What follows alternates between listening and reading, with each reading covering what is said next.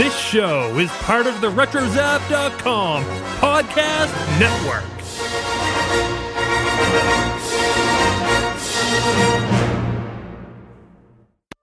It's with a heavy heart that we begin episode 150 with the news of Carrie Fisher's passing. Hi, I'm Mrs. Han Solo, and I'm an alcoholic.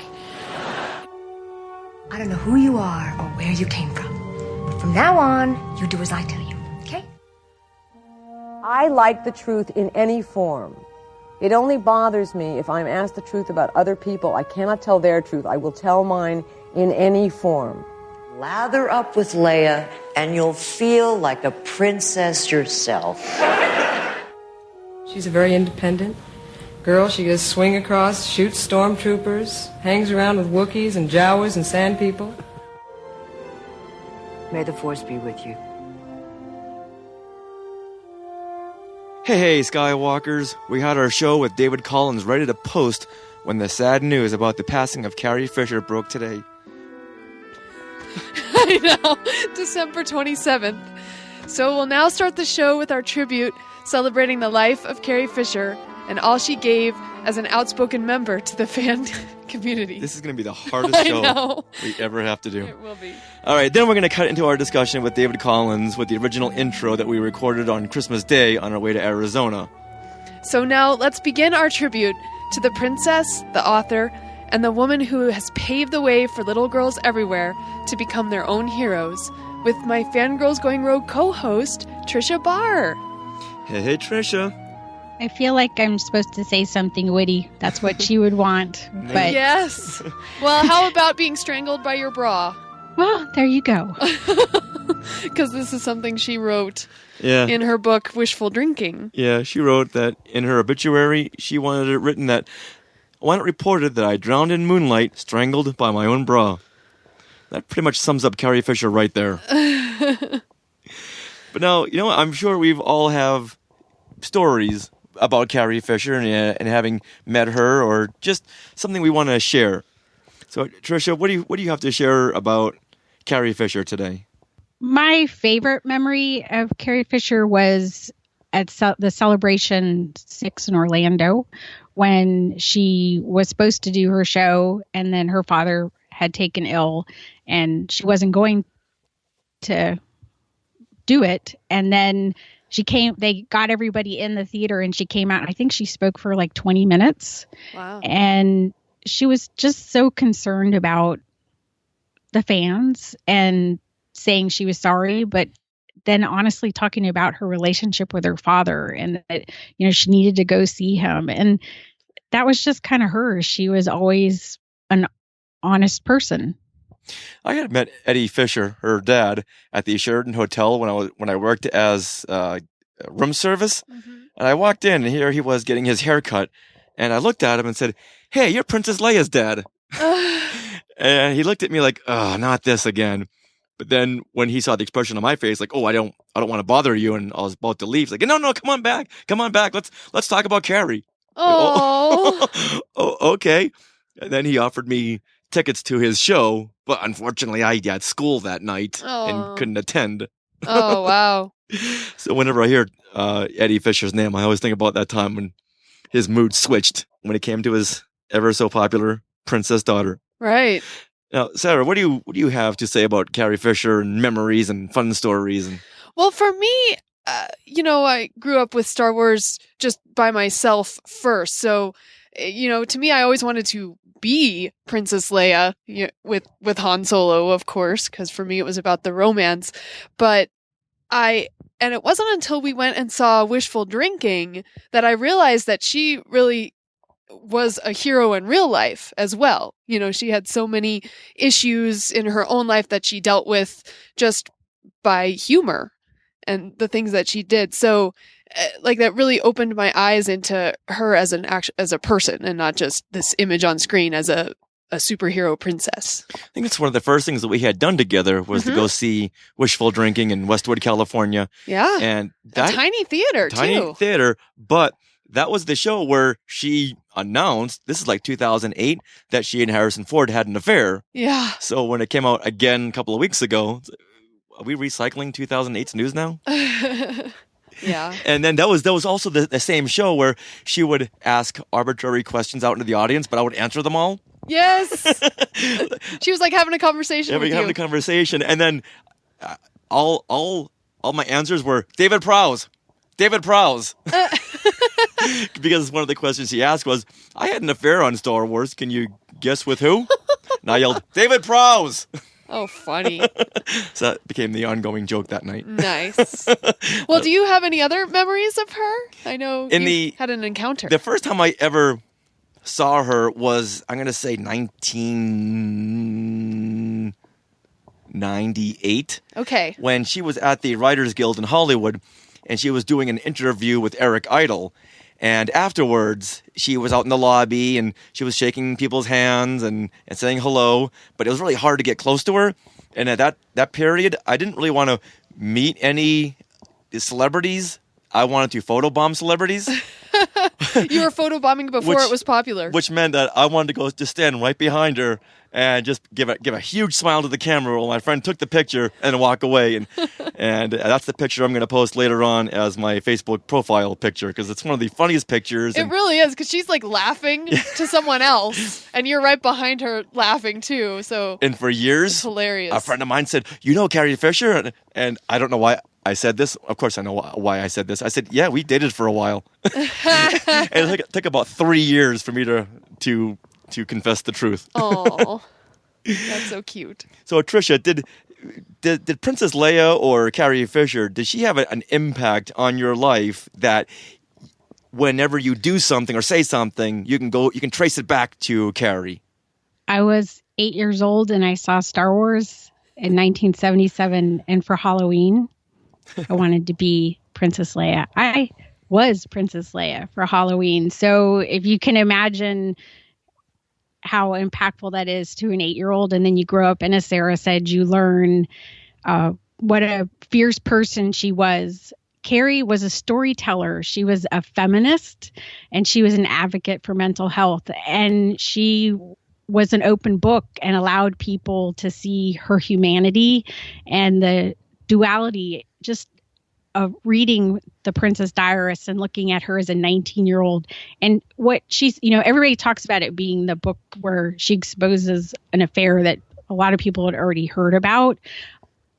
Really, she was talking about what were the motivations? How did she become something that she never imagined she would be, and how it all unfolded. And that's what she, they don't talk about her script doctoring and all the things she's done for storytelling and the amazing work she's done, a lot of it uncredited. And I hope some people come out and say, hey, she worked on this and she worked on that. And that she understood what motivated people. And even in Princess Diarist, she's talking about how when she worked on a film, it was a bunch of men. And even she went back years later for The Force Awakens, and still on the set, it's a bunch of men. So she's still trying to tell her story, what she sees from her side. And that's always inspired me. When it came out in about 1983, it was 83, that she was suffering from mental illness. Do you remember how that impacted you? Well, it just made her human, because for a lot of people, they get mixed up in that she's Princess Leia, and she actually understands that, and sometimes she tries to hold it at bay with her wit. Her wit, I think, is her shield and her sword all at the same time. And that's, she understands it. Some of my favorite things ever were her with Craig Ferguson talking, because he was also had issues with mental illness and with addiction. And the two of them could just be so open and candid about it with each other, like they were brother and sister. Are you still in therapy? I still am. Are you? Oh, yeah. Can I have the number of your person? Because mine died. Or anyway, that's what she claimed. Ah, I see. She's probably just in Vegas or with Oprah or something. So I go and see a psychopharmacologist. What the hell is that? I have no idea. That's like a really angry drugstore manager. I just wanted to teach my parrot to say it. Psychopharmacologist. Oh, wow. And if you just want to go laugh, go look up their videos tonight and just have some fun. She came back from Australia, I think it was, and brought him a sack of kangaroo balls. That was Oh, Carrie. and he left it. Yeah, he left it on his desk and it was always there. And every time I ever watched his show, it was there on his desk. He left it there. So that's how friendly they were and how funny they were. Wow. Well, I remember she began wishful drinking, like, I think it was dark. And Yeah. then we saw like a figure come on stage and the lights went up and she says, "I'm Mrs. Han Solo." So she had embraced her being Princess Leia. Princess Leia Yeah, at for that the point. longest time, she never really wanted to talk No. about Star Wars, and I can see why. She just wants to move on with Right. trying to figure out who she is, and knowing now what we know, that she was going through all this addiction and mental health problems, that she really just needed to figure out who she was and not who she was as seen by millions of fans. Mm-hmm. And I do recall hearing about her coming out and talking about her mental illness and the addiction and admitting it. And at that time, this was the late 80s, celebrities didn't do that. She came out and it's like, wow, she's talking about how wrong it was and how she needed help. And I think that's when a lot of people realize, oh, if that happens to me, instead of trying to hide it, I can just come out and talk about it because it really helped her and it's helped a lot of people. And I know I've heard a lot of people say that they had admitted their problems and sought help because of Carrie. Yeah, in fact, we have some Skywalkers in our Facebook group. You posted a question asking Skywalkers to comment on Carrie Fisher, and Leah Boski posted, "She was my hero, first because of Leia and then because of who she really was. I suffer from a mental illness and Carrie inspired me to get help." Oh, there you go. Yeah, that's amazing. You know what? Let's read a couple of more of these, and then we can get into some more stories. Okay. You know what? Why don't you read Amanda Bond? Okay, here I go. Amanda Bond. First of all, let's thank all the Skywalkers out there who came out in droves once again. Yeah, I was shared compiling stories. these moments and like just bawling. So Yeah. bear with me, Yeah, Skywalkers. and then you would say, "Don't read this, don't read that," and I'd read Yeah. it. It's like, "Oh, great." Yeah. Okay, so here we go. Amanda Bond writes, "The moment I remember most is when a fan got up to ask a question at Star Wars Celebration Anaheim, but was too shaken, too overwhelmed to ask, and started crying and hyperventilating. It could have been awkward. It could have been one of those moments where Carrie could have motioned to someone to help the woman out, but instead, Carrie Fisher came to the edge of the stage, motioned the fan forward, and hugged her.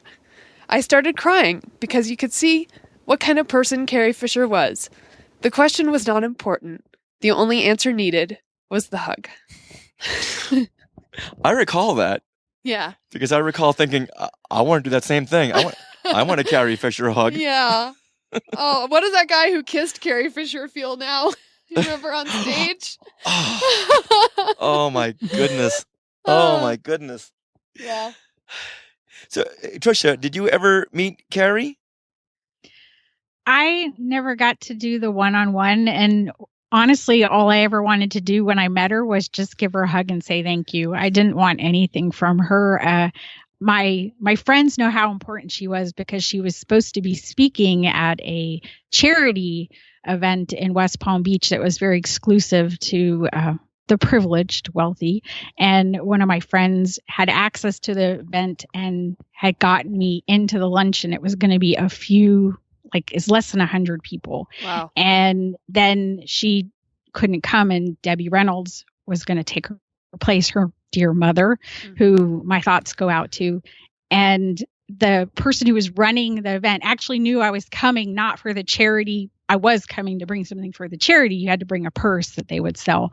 But the person running the event knew I was coming because she was my hero and called me personally to say, well, Debbie's coming. And, if you don't want to come, I'll, give up your seat or whatever. And it was one of those heartbreaking moments where I was so close. So, cause I didn't want to ask anything of her. I just wanted to tell her thank you. And that's the thing that I wish I could have done and I didn't get to. And yeah, I think she knows, though. She seemed to always know from the fans. Definitely. Yeah, she really understood her fans I would say from like Celebration 5 forward. That was the point where she started accepting the fans not just as fans, but as a fan community, as a family, and opened up herself, her Twitter accounts, everything. Yeah, and Gary. Oh, I know. Oh, let's talk about the tweet from Dave Filoni. Oh my goodness. So Dave Filoni, he took a while to respond, but when he tweeted a picture that he had obviously sketched that day, which is of R2 projecting the hologram of Princess Leia and Gary sitting next to R2 looking on. So a lot of Star Wars alumni and friends came out and just say a little something commemorating Carrie. The tweet I saw first was actually Mark Hamill's, and he says, "No words, #devastated," and a picture of him and, as Luke and Leia. Yeah. It's black and white. Circa picture. Star Wars. Yeah. And then there's a nice picture of she and Peter Mayhew. From back in probably the 70s, and then... This is from The Empire Strikes Back. Here there's a picture of Peter holding up Carrie, and next to that is a picture of Carrie falling asleep on Peter's shoulder. Aww. And Peter says, "There are no words for this loss. Carrie was the brightest light in every room she entered. I will miss her dearly." Oh. Did you see any tweets that stuck out to you, Tricia?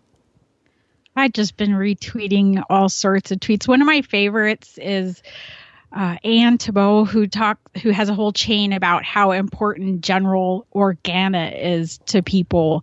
For all the things that happened, she went from being a princess to being without a world as a character, and then she comes back onto screen as a general, as a leader who hasn't stopped fighting. And I always thought that Princess Leia never got to do any, and Carrie would, as a storyteller, would comment on it that Princess Leia had to, she lost her world, but she's like, "Hey, Luke, it's okay. You lost the guy you met last week." And 2 hours ago. Yeah, exactly. So, but she would kind of talk about it in a way that would, in one way, make you feel uncomfortable, but also make you laugh. Like, she knew kind of the duality of all that. And one of my favorite moments of her, just remembering her and knowing, I don't know if people realize this, but like, crowds were very overwhelming for her, and for people who have, especially people who struggle with anxiety or social issues, going into a large room where people are giving you a lot of energy can be very uncomfortable. And because everything in your body is hyper focusing that, and she actually struggled with that at conventions. That was very difficult for her, almost unsettling, to the point where she didn't want to go. And I don't think people realize how much she had to overcome at every instant she came out and talked to us. The Anaheim moment was overpowering for her, because she wanted to have a script. She wanted to be like her show. She wanted to have control of the situation. And in that kind of instance, when we were all excited, that was the most terrifying for her, but she did it. She did it, and she overcame it. And so that made her a hero, just overcoming a moment in time where we see joy, and she knows we see joy, and she sees terror. Oh. And that moment. But the things that she loved to do was disarm you. And I would never forget her spanking James Arnold Taylor. Yes. I will never forget that, because, James is straight-laced, and he's just, he's a good man, and she just wanted to make him uncomfortable, because that gave her moment of just making us all laugh and I don't know, that was just one of the funniest moments ever. I remember I was just falling out of my seat laughing. So I will miss those moments dearly, of her making us laugh in a moment of being uncomfortable. I think she thinks, what is the most inappropriate things I can do right now? Yes. And I'm going to do that. What can I say? What can I say? You know what? We're talking about Jabba the Hutt. How can I make this inappropriate? Oh, I know an anecdote. Yeah. Sarah, you dressed up as Princess Leia for one Halloween. Yes, I did. I think I was 12, and I did the what the Cloud City outfit. Okay. And I walked around the neighborhood, and not everyone got it, because at that point that was the dark times for Star Wars, because this was like 93 or something, 94, and but I just, I felt empowered. I got my braids, had my braided hair, and I was so excited to be Princess Leia. And now it's actually very inspiring dressing up as Princess Leia for little girls and parties, and they just come up to you and they just give you big giant hugs for just being Leia. Like, you don't have to do anything else. Yeah. Oh, they recognize that she's a very strong character. Yes. And that's the point where they tell all the boys, you go sit down. We'll be over here. We're going to play. When we want you, we'll call you. Yep. And I can just imagine all the little girls who grew up playing Princess Leia. Mm-hmm. I remember playing with my sister. I was Luke Skywalker. She was Princess Leia, and all my friends were their characters. And she'd be yelling at everybody. And for a long time, it's like, you know what? Calm down. It's, oh, you're being Princess Leia. Yeah. Oh, okay. Yeah. In fact, one of our Skywalkers, Loriola, she said she played a character that was such a positive role model for a young girl. Princess Leia was the princess I wanted to be. Don't get me wrong, I loved Cinderella and Sleeping Beauty, but Princess Leia was such a new concept, a princess that could hold her own. She really opened my eyes of what I was capable to do. She was the reason I loved Star Wars, and for a 6-year-old girl back then, that was amazing. I think that was the one big draw for a lot of little girls. Oh, yeah. Is that, hey, I can now yell at boys, and they can't yell back because I'm a princess. Well, thinking about it, if Star Wars didn't have Princess Leia, that hook for little girls, I don't think I'd be into it that much. I mean, no romance. There's still no... Han Solo. There is, but it was the romance that brought me in. The Han Solo and the princess, the whole yin and yang of that relationship, the whole, push-pull of that. And come on, the best moment is, here's a guy who thinks she's cute and a guy who thinks he can get some money out of the deal, and they go in without a plan. And they're like, we rescued you. And then she's like, yeah, I don't think so. We're still in the... We're in the middle of the Death Star. And she takes the boy's gun and shoots a hole in something. And she says, get into the fly chute. Or the what does she say? What the hell are you doing? Somebody has to save our skins. Into the garbage, fly boy. And then they're in the poo. They're in the garbage chute. And they get out, and she's like, I'm all cool. I got the buns. I got the dirty stuff. I probably smell really bad, but I'm in charge. And you guys are going to listen to me. I mean, she is the force to be reckoned with in Star Wars from the beginning. So if you're a little girl and you see that and you're like, oh, I don't have to. Well, I mean, everybody has to work together for it to work. In that trash compactor scene, and this is something I always think about when I see that, like, wow, she is really strong. She went down first. And she landed on all that scrap metal, all those jagged edges, probably needs a tetanus shot at this point. Whereas Luke and Han, they had the Stormtrooper armor, and Chewie he's a tough Wookiee. And you know what? She never complained once. Not at all. Have you guys ever seen her script notes from Empire Strikes Back, where she just went over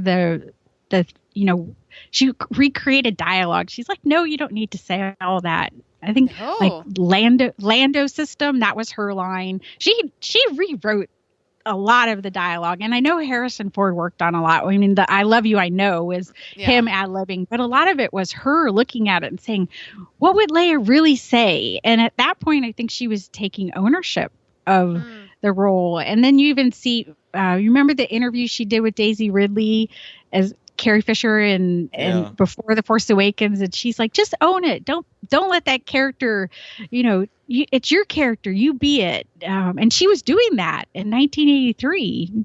Amazing. Wow. Amazing. Should we read what Kai Charles says about Leia. Oh, yeah, of She course. says, I loved her first as Leia. She was the first woman in science fiction that I saw glimmers of myself in. I also loved her as Carrie, followed her from film to film, book to book. I will forever be grateful for meeting her at Celebration Anaheim to tell her I loved her. Her response was typical Carrie. I'm pretty sure I love you too. And then threw a glitter bomb at her. Yeah, right? Aww. Oh, to be glitter bombed by Carrie Fisher. Now, speaking of her books, have you read Princess Diarist, Tricia? Yes, I was in the middle of reading it when the news broke that she had a heart attack. And it's everything she writes, it's guaranteed going to draw tears and laughter, and probably in the same page. So if people haven't read her books, I would say now is a perfect time to read them. And she's just so funny. And sometimes you can't follow her logic until all of a sudden it snaps into place and you're like, I see where she was going with that. She was so smart. That's a thing. Sometimes her thought process, you couldn't get it until you got it. But I remember she told a young boy what it was like to be bipolar, and it made perfect sense. It's like one part of you is moving fast and the other part is moving slow, and one part of you is happy and the other part's sad. So she could take something that was really an inscrutable subject and make you understand it. You know, that's what we're doing right now. We're laughing and crying. She just draws that from people. Did you ever read her book, Delusions of Grandma? Anyone? I don't think I did, no. This is like, I want to say 1991, 92.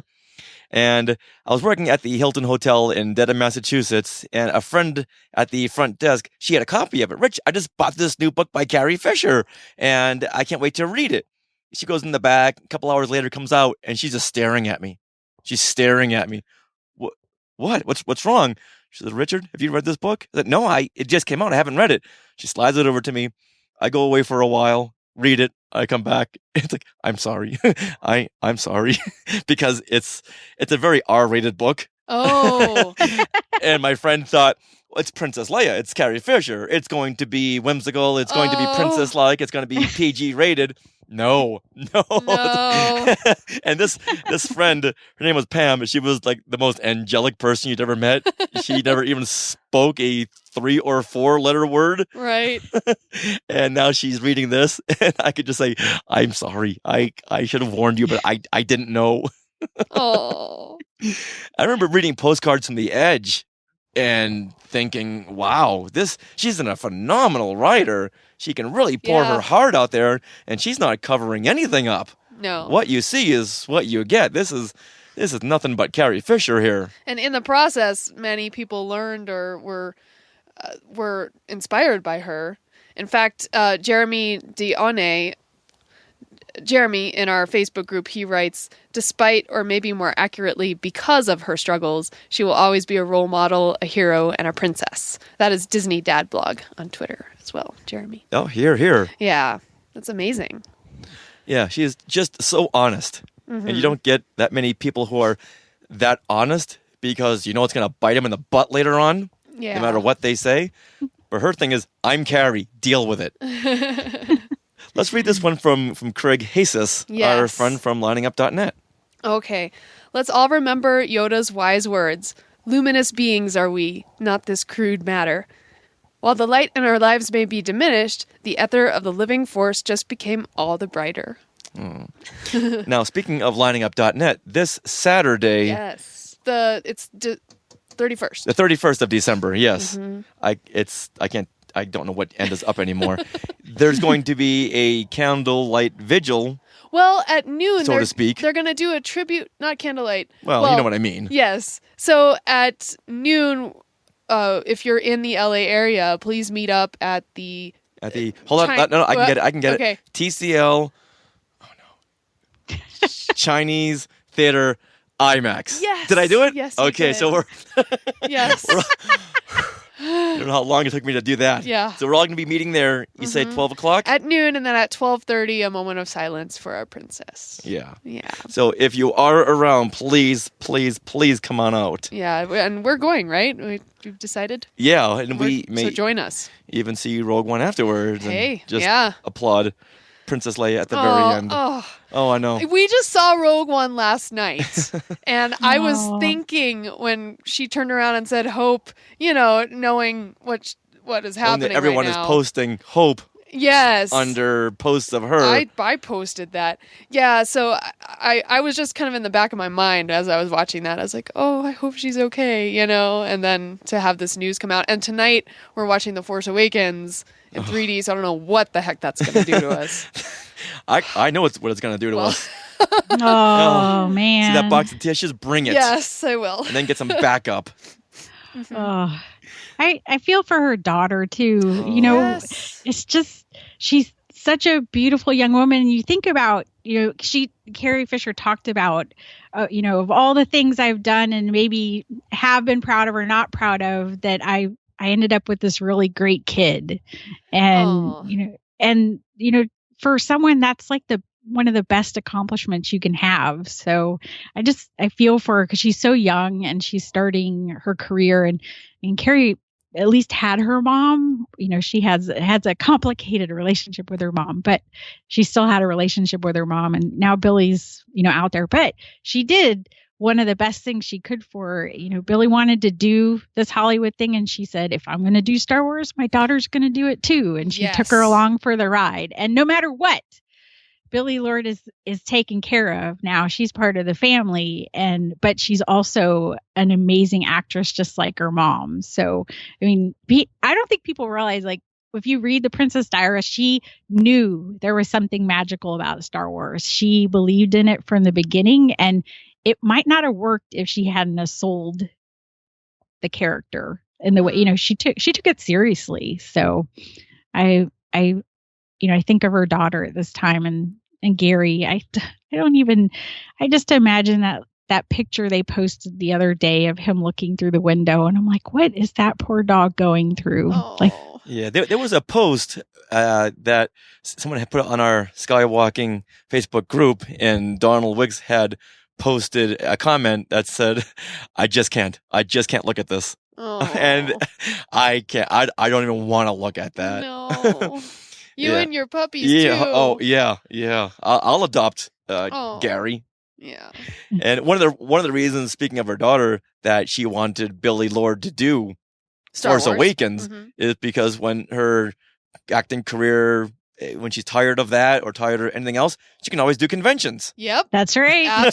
She's set. Oh, yeah, like, she's that set was for the life. best gift, Yeah. like you said, Tricia, that she could have ever given. And one of the stories my friend Denise Powers always throws at me, and she had written it on our Facebook wall, and she writes, I got to go to her house once to entertain as a Santa's elf for her daughter Billie and her friends. We were all sitting in her charming living room by the Christmas tree. Carrie wasn't in the room with us. I was teaching the girls to make balloon animals, and Billie kept running into the other room to show her mom what she had made. Carrie finally came in for a minute, and I asked her if she'd like to join us. She smiled and said, no thanks. She said she wasn't feeling well, and then I realized she had a robe and slippers on. So that was when I met her, when she was comfy and cozy and not looking like the most famous princess in the world. I will never forget. What an amazing story. How long ago was that? This is like in maybe the 90s? About 10 years ago. Okay. Wow. Maybe a couple of years before that. But she always throws in my face, I went to Carrie Fisher's house. Oh. She showed me where it is. Yeah. Yeah. I'm not going to say. Well, you're not going to go. Yeah. Yeah. But yeah, I asked her, so was there any Star Wars things around her house? She said, nothing except on her tree. She did have a stormtrooper ornament. Oh. So that's something that I always regret, that Carrie Fisher, you know what? I'll talk to her at some point. I'll meet her at some point. Right. And I've said that so many times in my life. And you know what? I'll talk to this person later on. And it never happened because they pass away. Honestly, she gave so much of herself in, especially like the Star Wars Celebration panels and stuff. I feel like I know her, Yeah. I feel like I know her so well. So I'm so glad she was so outrageous and crazy and just amazing. Maybe Billy at the next convention will be throwing glitter bombs at everybody. Yes, let's bring. Well, someone said. Now I forget where they said. Oh, I think it was Matt Clifton who said we all need to do a flash mob glitter bombing at Star Wars Celebration. Done. Orlando. Done. And that was sort of like the sign, right? Everybody doesn't know that if you went to her signing, you had to get glittered by her. Yes. And it was sort of like, your holy oil, except it was glitter. And that was your mark that you had gone and seen her. And so, like Ash Wednesday, your ashes. That's exactly what I think of. It's like Ash Wednesday, except you got glittered by Carrie. So that's awesome. It was the mark that you got to see her, and so you see pictures of guys with glitter on, and you're like, I know what like you bald did. men with glitter on their heads. Oh, that's amazing. Well, let's see, Richard, was there any favorite films or other projects you had? Aside from her, of course, being Princess Leia and the Star Wars films, who recalls Under the Rainbow with Chevy Chase? I don't. Did we see this?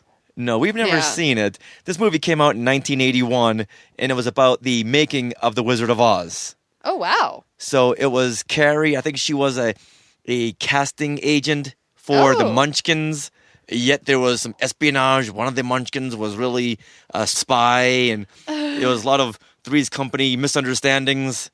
Wow. And nonstop hilarity ensues. Her clothes fell off.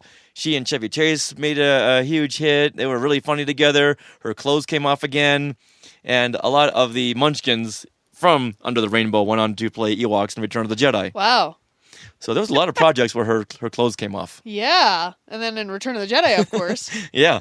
And then Hutslayer. And then her first metal bikini in Saturday Night Live. Yes. Her gold bikini, anyway. Her gold bikini. So, Tricia, do you recall Under the Rainbow? I don't recall Under the Rainbow. But I guess we'll have to look it up now. Yeah. She called the outfit the Jabba Killer in The Princess Diarist. Yes. So, yes, I just got to that part. She got the Jabba Killer. So we got sort of towards the Hutslayer. She knew, that's like the best moment in the movie. It's not about the outfit. It's that she had nothing but the outfit to slay him with. Yeah. So. And she used it. Well, then I always love When Harry Met Sally. Yeah. I mean, she's yes, just the best character in that. Yeah, Marie. He's never going to leave her, is she? Never going to leave her.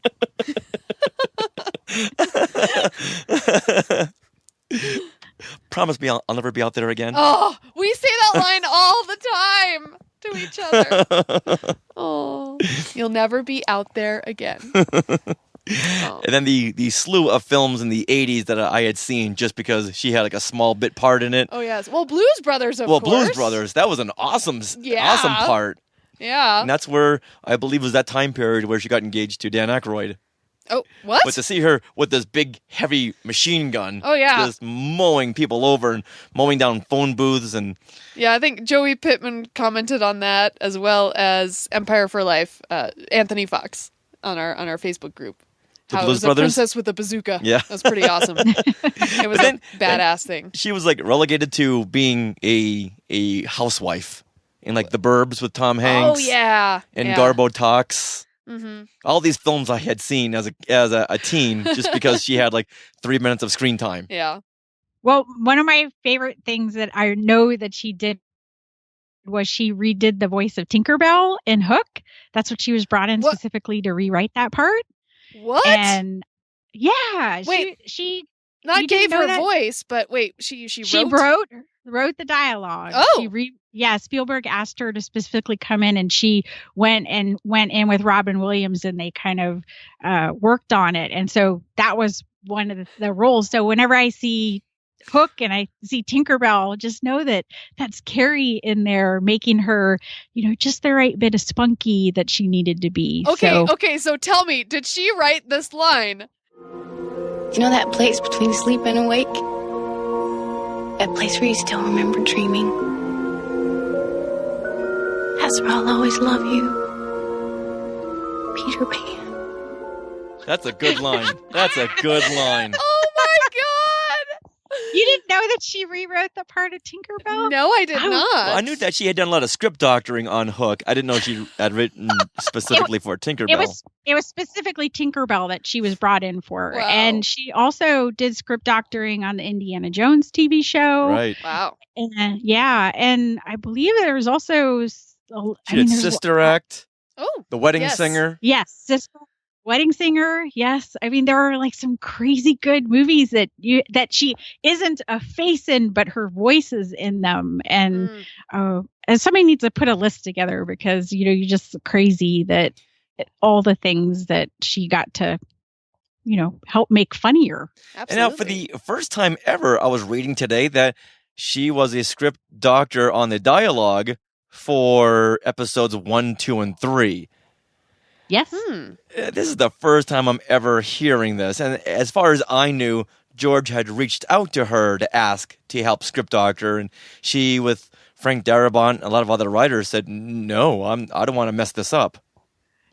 Well, I think what I had seen was she said she didn't feel like she could, she did. It was George was going to do what George was going to do, but she offered thoughts. I feel like he felt like she was one of the people that he could trust. That's why the Indiana Jones TV series young indie shows were sent to her too as well. Because she talked often that a lot of people sent scripts to her and she would offer her notes and then they'd be like, oh, well, thanks. And they'd take her notes and then she wouldn't get the job of actually doing the whole doctoring. And so she just stopped. She stopped doing it because they were, using her to give her thoughts, but she wasn't getting a lot of credit. So she ended up not doing as much probably as, say if she were just willing to keep on doing it. So, she talks about that very honestly. She's like, make sure you know what you're worth. Make sure you know what, what your value is and stuff like that. But that's kind of the beauty of her knowing the kind of the vulnerability that a story needed to be funny and to also to catch people and to grab them. Right. I'm almost glad she didn't get credit for Lethal Weapon 3. We don't ever need to go there. You know what? Let's read a couple more of these Skywalker posts. Yes. Because they are really, really heartfelt. Well, Joshua Jordan actually drew a picture of Carrie Fisher in her Hoth outfit, which looks amazing. Drew this in honor of my favorite princess. Oh. What does Russell say? Russell Flores says... Russell, Seen Unseen, Disneyland, Flores. He says, she was the can-do girl we all admired as kids. Brains, looks, personality, and talent. She had it all. And let's give a nice big shout out to Russell, who was messaging us like every 5 minutes about her condition over the last couple of days. Just because we've been kind of out of town and out of touch a little bit. So literally every 5 minutes, she's in stable condition. Gary says she's doing well. Her mom says she's in intensive care. Yeah. So thank you, Russell, for that. All right, you want to read Brian Sims? Yes. Okay. This came in from Brian Sims. Yes, she was Princess Leia to me as a kid, but she was so much more complicated, beautiful, and intelligent. What a loss. I can't put into words how special she was. She was an inspiration, she was brilliant, and she was politically incorrect in a time when everyone spoke with a filter attached to their mouths. Hear, hear. She spoke with a wisdom that cannot be taught in a class or studied in a book. I've always used her line from Wishful Drinking to describe my life. If my life wasn't funny, it would just be true, and that is unacceptable. An amazing champion for what was lost today. She transcended the traditional views of dealing with mental illness, being open and funny about things people keep in a dark corner and out of sight of others that pass through their lives. Thanks for being a great community, Skywalkers. Oh, that we can share these thoughts. Yeah, I think that's what he means. That really does sum her up in what we've been talking about, that she doesn't filter, she doesn't hide the darkness in her life in a dark corner, because she knows that she can always help people with her problems. Right. And people can learn from her. And it was very touch and go there for a long, long time because of the mental illness and the shock therapy she had to go through. Wow. I remember the fan community being where we are yesterday, let's say, because we didn't know if she was going to make it much longer. And I'm so glad that she got herself together. She lost a lot of weight. I recall seeing her at Celebration 5. It was Orlando. Yeah, 5 or 6, where we were in the gift shop and she was standing like right next to me. Oh. And I didn't even know it was her. She is tiny. She is tiny. And she was a little stout. So my mind didn't even think that was Carrie Fisher. And as she walked away, I'm thinking, who is this girl with no shoes on walking around like she owns the place? Like, oh, that's Carrie. So I'm so glad that she had lost a lot of weight. And in The Force Awakens, she just looked amazing. Yeah. I was so happy when we first see that first shot of her. And it's like, there's Princess Leia. Yeah. Well, Harrison Ford had spoke out and gave a statement to People, and he said, Carrie was one of a kind, brilliant, original, funny, and emotionally fearless. She lived her life bravely. My thoughts are with her daughter Billy, her mother Debbie, her brother Todd, and her many friends. We will all miss her. Oh. That we will. And then George Lucas released a statement. Carrie and I have been friends most of our adult lives. She was extremely smart, a talented actress, writer, comedian, with a very colorful personality that everyone loved. In Star Wars, she was our great and powerful princess, feisty, wise, and full of hope in a role that was more difficult than most people think. Nice. Yeah, and we've all heard the stories behind the scenes of Star Wars where she would just go back to her hotel room crying because George would never speak to her. Oh. She would just say, yeah, that's fine. That's fine. George, how was I? You were good. Yeah. He didn't speak to anybody. No. He's just not an actor's director. That George. And I'm sure her mother had seen her mother in movies and knew how actual actor directors speak to the actors. Mm-hmm. And she just thought every single day, this is the day I'm going to be fired. This is the day I'm going to be fired. I didn't lose those extra few pounds. This is the day I'm going to be fired. And those chipmunk cheeks. He's not telling me if I'm good or bad, if I'm doing it right. He just keeps saying faster, more intense, and let's move on. Yeah. Well, do we have any closing thoughts? I think Carrie would just want us to acknowledge our stages of grief and not to dwell on them too much, and to, in the end, walk away with a smile. I think the lesson from losing brilliant people that are funny and powerful actors like Robin Williams and Carrie Fisher is that they're vulnerable people, and that they're people most of all, and they want to shine brightly and they want to be loved, but they also have the same insecurities we do, and they hope that we get joy out of their lives and out of their pain in some ways. So I hope that everybody can find that moment and just have some fun.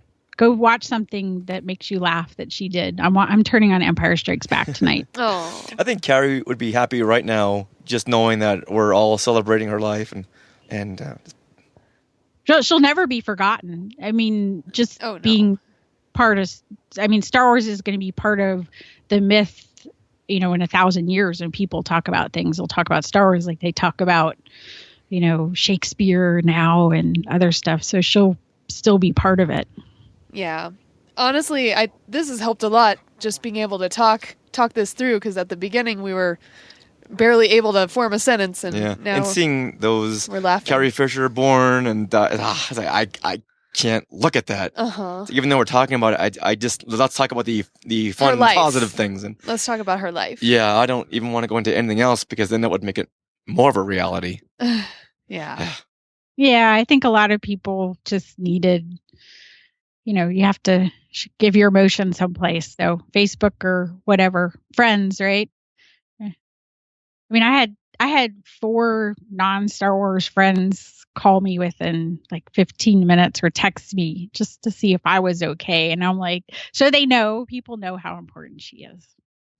All right, Carrie. Well, Tricia, thank you for 40 years of nonstop hilarity and being a role model, being a princess, and being something even little boys could admire and appreciate and respect. Carrie, we love you. Boy, that was hard. Okay. Thank you guys. It helped a lot. Yeah. So thank you, Tricia. All right. Love you guys. Now let's continue our episode that we had before this news happened. So, we're much more lively, but bear with us and enjoy this conversation with David Collins about Rogue One. And the intro we recorded on Christmas Day on our way to Arizona. Ladies and gentlemen, boys and girls. Hello, Skywalkers. Just listen. Off to Neverland.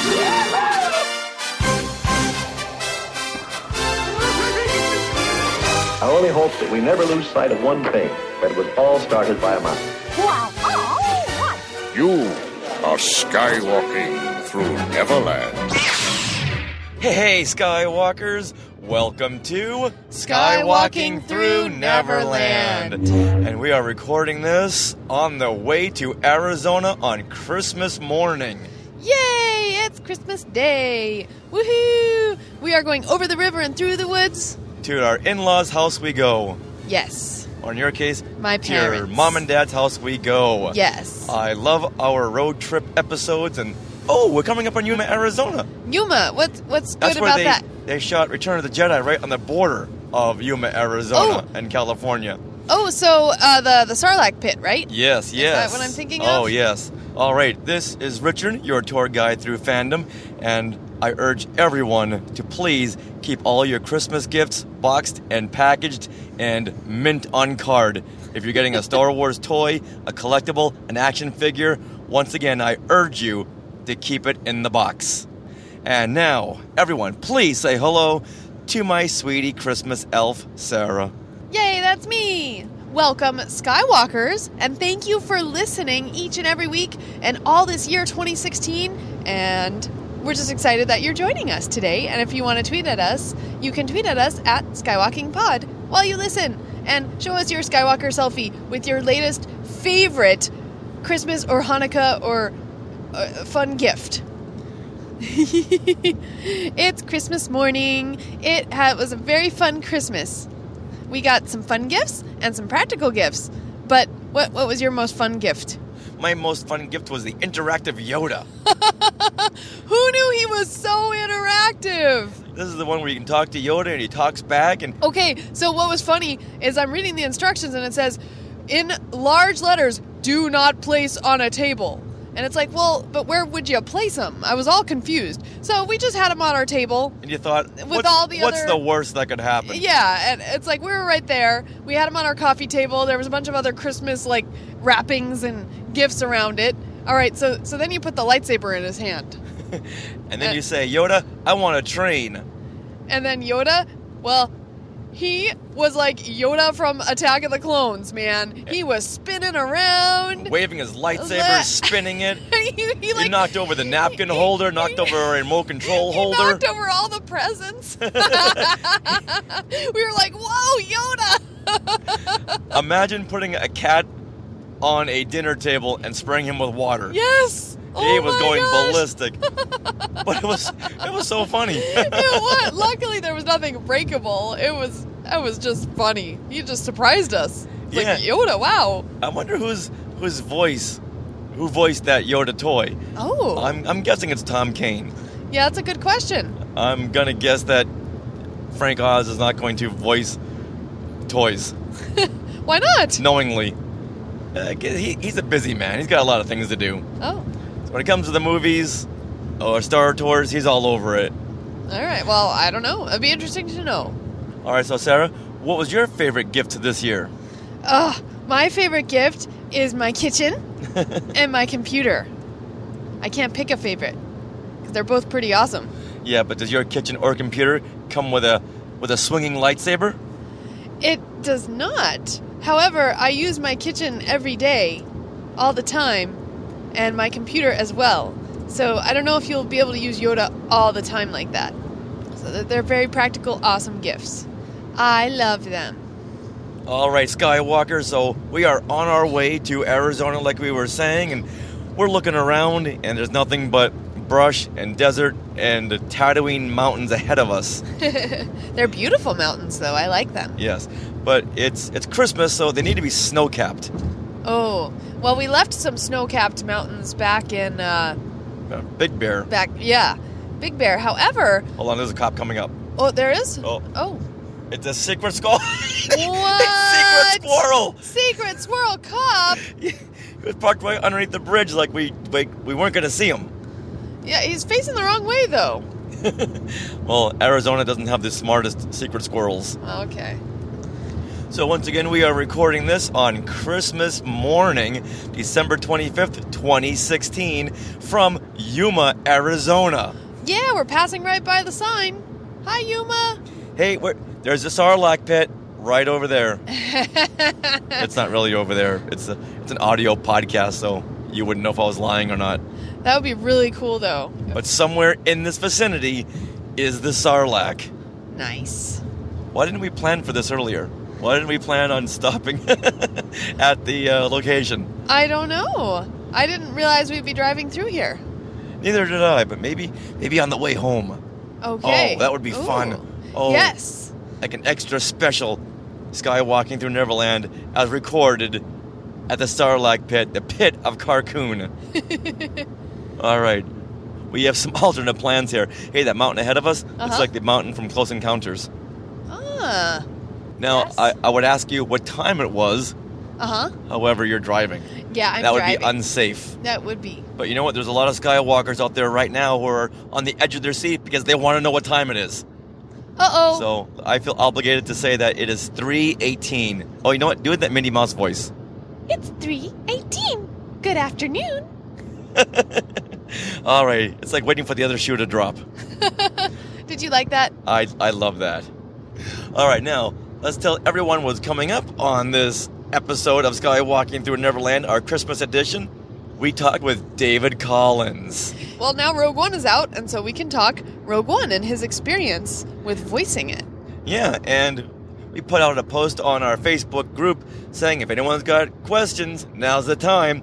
And there were so many questions that you Skywalkers asked that we thought, let's just devote the whole segment to Skywalker questions. It totally worked out. It was like, wow, we had so many of them that we just, okay, David, what category of question would you like next? And he was not short on any kind of stories or anecdotes. And there's so many stories about the voicing of stormtroopers and other characters for Rogue One. Yeah. It was just incredible. Yeah, it was interesting because I remember him talking about his voicing The Force Awakens, and while it was a similar experience, it was definitely different. So I'm glad we got the behind the scenes story. Yes, the behind the scenes story. Sorry, I'm driving, so my words may not always come to me. And we also get to hear about the newest addition to the Collins family with his son Ben. Hashtag Baby Collins. So we talk about a lot of stuff. Yes. So also on this episode 150, we have some Christmas card shout-outs and a very special Skywalker of the Week. Introducing David Collins. One of the hardest working men in show business is back. Whether David Collins is hosting red carpet events, voicing Imperials, co-hosting Star Wars Oxygen, or just adding to his own family, he always makes time to stop by Skywalking Through Neverland. Now, in order to bring him on, we have to do it in Skywalking Through Neverland fashion with a little help from Rob Dellinger. Look, sir, it's David Collins, the guy who did voiceover work for Rogue One. Welcome, Mr. David Collins. Wow. Rogue One Hope theme in there. That's right. That's pretty amazing. That's a much better version than what I was going to come on with, which was like, it's the holiday season. So whoop-de-doo. I don't know. I don't know. Tra-la-la. You're looking to put Rob Dellinger to work, aren't you? No, because that was amazing. You guys should do a duet. Oh, there you go. A duet with Rob someday. Or, little known fact, I at one point put out a swing album. Really? Of songs that I wrote. And the album's called We Got the Goods, and I wrote it with, I used to play in a band that just did standards at like weddings and wineries and restaurants and stuff. And after a while, I just started writing my own tunes. And then we recorded them, and I released it to no one. Actually, I mean, we did a release party, and people that came to show, that would come see the gig, they actually, we sold like maybe a few hundred copies of it, which was great because it kind of paid for the cost of what it took to make it. But other than that, I just did it for posterity's sake. And I love that kind of music. And I love, I've actually seen Stompy Jones live back when I lived in San Francisco. Oh, nice. Is this an album we can find on YouTube or CD Baby? Probably. Yeah, it's called, just do a search for We Got the Goods, David W. Collins, and it should come up. Oh, I shouldn't even say that. I haven't listened to it in a while, so maybe it's embarrassing. But we've already had it noted. All right, so Dave, we got to ask you. So, what's new? Well, Rogue One is new. And my wife and I welcomed our son into the world in November. Oh, congratulations. Yeah. Yeah, he's a bundle of joy. He's 6 weeks. And so our sleep patterns are new. And no, he's great. He changes so much every week. And that's just been a huge joy for us. And so we're taking our holiday season and just trying to use that as time to be with family and just kind of cherish the fact that he's this young, because I know it just changes so quickly. In the blink of an eye. That's kind of what's new with me. A lot of exciting stuff going on. And so what is Ben's name? His name is Ben Lambert Collins. Aww. Lambert after his late grandfather. We always knew we wanted that, and so we wanted a very simple first name. It's funny. The only reason I was initially taking Ben off the table. By the way, naming a child is probably one of the hardest things I've ever done in my life. We had full-on existential crises moment, trying to name another being. I mean, it's really, it's crazy. And so I was like, well, I love Ben. I have 3 great college buddies named Ben, and but I really, I don't want to do that because of the Star Wars thing. Right. I really do. I don't know. So we took it off a long time ago, and we had all these different names, and nothing stuck. And then he was born, and then you look at him, and you're like, Ben, it's my little Ben Collins. My wife loved it. She's like, yeah, I am not going to be policed by a J.J. Abrams movie. I'm not going to do that. I found that to be a very freeing thing. And I was like, yeah, so, no one in our lives really makes the Star Wars reference unless I'm, at Celebration or on a podcast or something like that. Then they go, oh, Ben, that's interesting. Well, funnily enough, it's Lambert that gets me thinking of, it's like a Disney short called Lambert the Sheepish Lion. Oh, right. Lambert the Sheepish Lion. Do you remember this? I remember the name, but I don't really remember the show. Well, it's actually a lion, and he grew up with sheep. Like a sheep was his mom, and he was very sheepish. Like he was very afraid. And this wolf came to terrorize the sheep, and he was the scaredest one of them all. But then he grew up, and he realized that it was his job to scare away the wolf. So eventually, he got up the courage, and he roared. And he scared away the wolf, and he saved all his sheep, including his mom. Such a unique name, and we always knew that we wanted to have his middle name be Lambert as a tribute to Lauren's dad.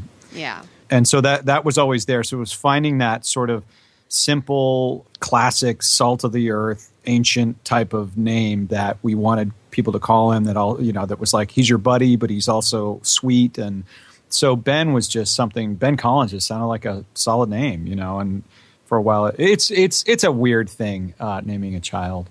Just always thought we'd have a girl. Oh. So we have 6 nieces.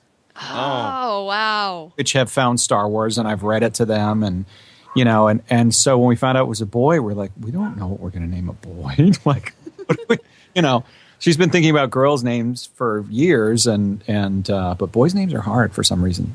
How many films has Ben seen? How many of the Star Wars films? He's only seen Rogue One. Oh, so this is a great story. You ready for this? Sure. These things, and I think the Alamo Drafthouse started it, but I think it's caught on with other theater chains. They have these things called Mommy and Me screenings. Oh, boy. And we went to one yesterday morning. And what it is it's very early in the morning. Actually, this one wasn't that early, but typically around 9 a.m. This one started a little later. And it's not really advertised as a screening to the general public. It's more like, okay, this is really for parents to bring newborn kids. And they keep the lights kind of on, like they're just a little dimmed. And they lower the sound. Actually, they kind of compress it, because it was still big sounding, but the big moments didn't pop like they normally do. And it's crawling with newborn kids and strollers everywhere. It's a changing table. You know how when you walk in, there'll be like the bottom section and then the top section, there'll be like an aisle, like walkway in the middle of the audience. Right. Yeah. It's a changing table set up there and a can next to it. And I'm not kidding you. It is like rotation of people just changing their kids. And you're listening to a movie and you're just hearing this din of cooing and crying and snoring and burping and and it is the wildest experience, one of the wildest experiences I've ever had. But otherwise, like, we'd never get out, because you got to feed him, you got to change him. And that was an incredible experience. So it didn't even occur to me until right before the movie started. And Lauren turned to me and she's like, "You're taking your son to see a Star Wars movie. You used to talk about this." That must be the greatest experience of all. Yeah, I hadn't seen it yet. And I did red carpet, and I did the LCAP screenings, and I did, a couple others with friends. I've seen it 5 times. and then, of course, when I was in ADR working on it, I saw, the rough cut for 8 hours a day for multiple days. And so she had never seen it. And finally, I was able to share it with her because, they have to eat every 2 or 3 hours. So it's not like, it's just really, it's difficult if you're a new mom to get out, I think. Yeah. So it was a really neat idea. And we were just really thrilled to be able to go and, go see a movie. So now here's the question. I'm sure that's been keeping you up every single night. What order will you show Ben the Star Wars films? This might surprise people, but I actually, I don't want to force it on him. Like in Star Wars in general. Sorry, I'll answer your question in a second, but I've been thinking about this a lot. Like, I know. Niece Riley found Star Wars on her own. And she did it by finding a book at the library when her class went to the library, and she found a Clone Wars book with Stinky the Hutt on it. And she's like, "What's this?" And she just got curious, and then eventually started watching a little bit of Rebels season 1 because it was on. And then, The Force Awakens came out, and that was like her first big movie. And it was kind of, I was interesting watching her lead that process. And, I don't know if my son's going to like Star Wars. And I feel like if I push on it, then maybe he won't, and my luck, he'll probably be obsessed with baseball, which is like my kryptonite. Sorry to switch genres, but, I'm not, my brother is a sports fanatic and I was always terrible at him. I actually enjoy them. But, I just kind of want him to lead the way. And I think that'll probably dictate what he sees first. All right, but what if he just comes to you one day, he's 6 years old and says, "Dad, I've heard a lot about these Star Wars films. I think I'm ready to sit down and watch them." What do you do? I mean, if my gut instinct to answer your question is A New Hope. And I feel, and I've always felt that you can't escape the chronology of creation. Even filmmakers try to do it. I remember having this conversation about C.S. Lewis, too, the way he wrote the books. Like, there's a chronology to the Narnia books, but Lion, Witch, and the Wardrobe is first. Right. Because that's the first experience that you have going, through the wardrobe into Narnia and stuff like that. And the first time you hear about the Force is Luke going, "The Force? Well, the Force is what gives Jedi's power." Right? Like you can't escape the introduction to that world because it's so designed to shock you at the top and, with just being dropped in the middle of a space battle and then learning about what this world is all about. And then, what makes Rogue One so clever is that we all know A New Hope by heart. I think it is an interesting thing to watch it in order, but it's hard for me, and maybe it's just my age and how I experience it. But is there a part of you that would want to show him Rogue One first, since it comes right before Star Wars? Well, I guess I already did. Oh. Of course, he slept through most of it, so. Darn. He was there. No, I don't know. I mean, if I would show him that, I guess, probably a lot later just because of the PG-13. Right. I'd probably go. Honestly, the thing I'm most excited to start him with is the Freemaker Adventures, the Lego Star Wars show. Right. Yeah. Because I love that show, and I think it's a perfect show for kids, and it's got its own characters, and it's doing its own thing. And I always plug that show because I think it, can be so easily overlooked with everything else going on, but it's really fun. Yeah, it's a great show. But you know what? If you ever come to me and ask me for my opinion, I'm going to tell him, sit him down, have him watch the holiday special first. We're so right. It should be the holiday special first. That's what I'm saying. He's like a holiday baby being born around this time, so that should be his introduction. And then listen to the Christmas in the Stars Christmas album. See, that's what I'm talking. You stole my thunder. It's so funny, and then you flash forward to 2030, and he's a teenager, and I'm like, I wonder why our kid's obsessed with disco. And then he's got this deep passion for Diane Carroll and Jefferson Starship. Wow. And is now a new fan of the Honeymooners. Yeah.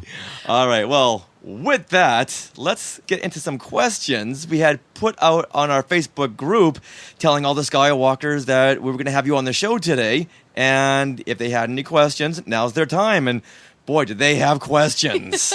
Yeah, they had so many that we just decided this will be kind of an episode of Skywalker questions for you. Hold on. I have to eat a Hershey's Kiss for power. Hold Okay. Do you keep that Hershey's Kiss in a little power ring, like Underdog? Right. I'm ready. Let's do it. All right. Now, what category would you like to start with? Rogue One, Episode 8, music. General statement or personal? We kind of covered the personal. Yeah. Oh, no, we didn't. Oh, I see. Oh, there's more. Why don't we just get into Rogue One? I think that's the hot topic of the day. Awesome. Well, okay, so Adam Bray, Matt Clifton, and Jeremy Hunt, they all want to know about the Stormtrooper dialogue, and we'd love to hear about the breakdown of what the recording sessions were like. Can you give us a little insight? Yeah, into when your it was world? recorded, and who did you record with, and how much improv you did. Right, so I haven't had a chance to talk about this at all.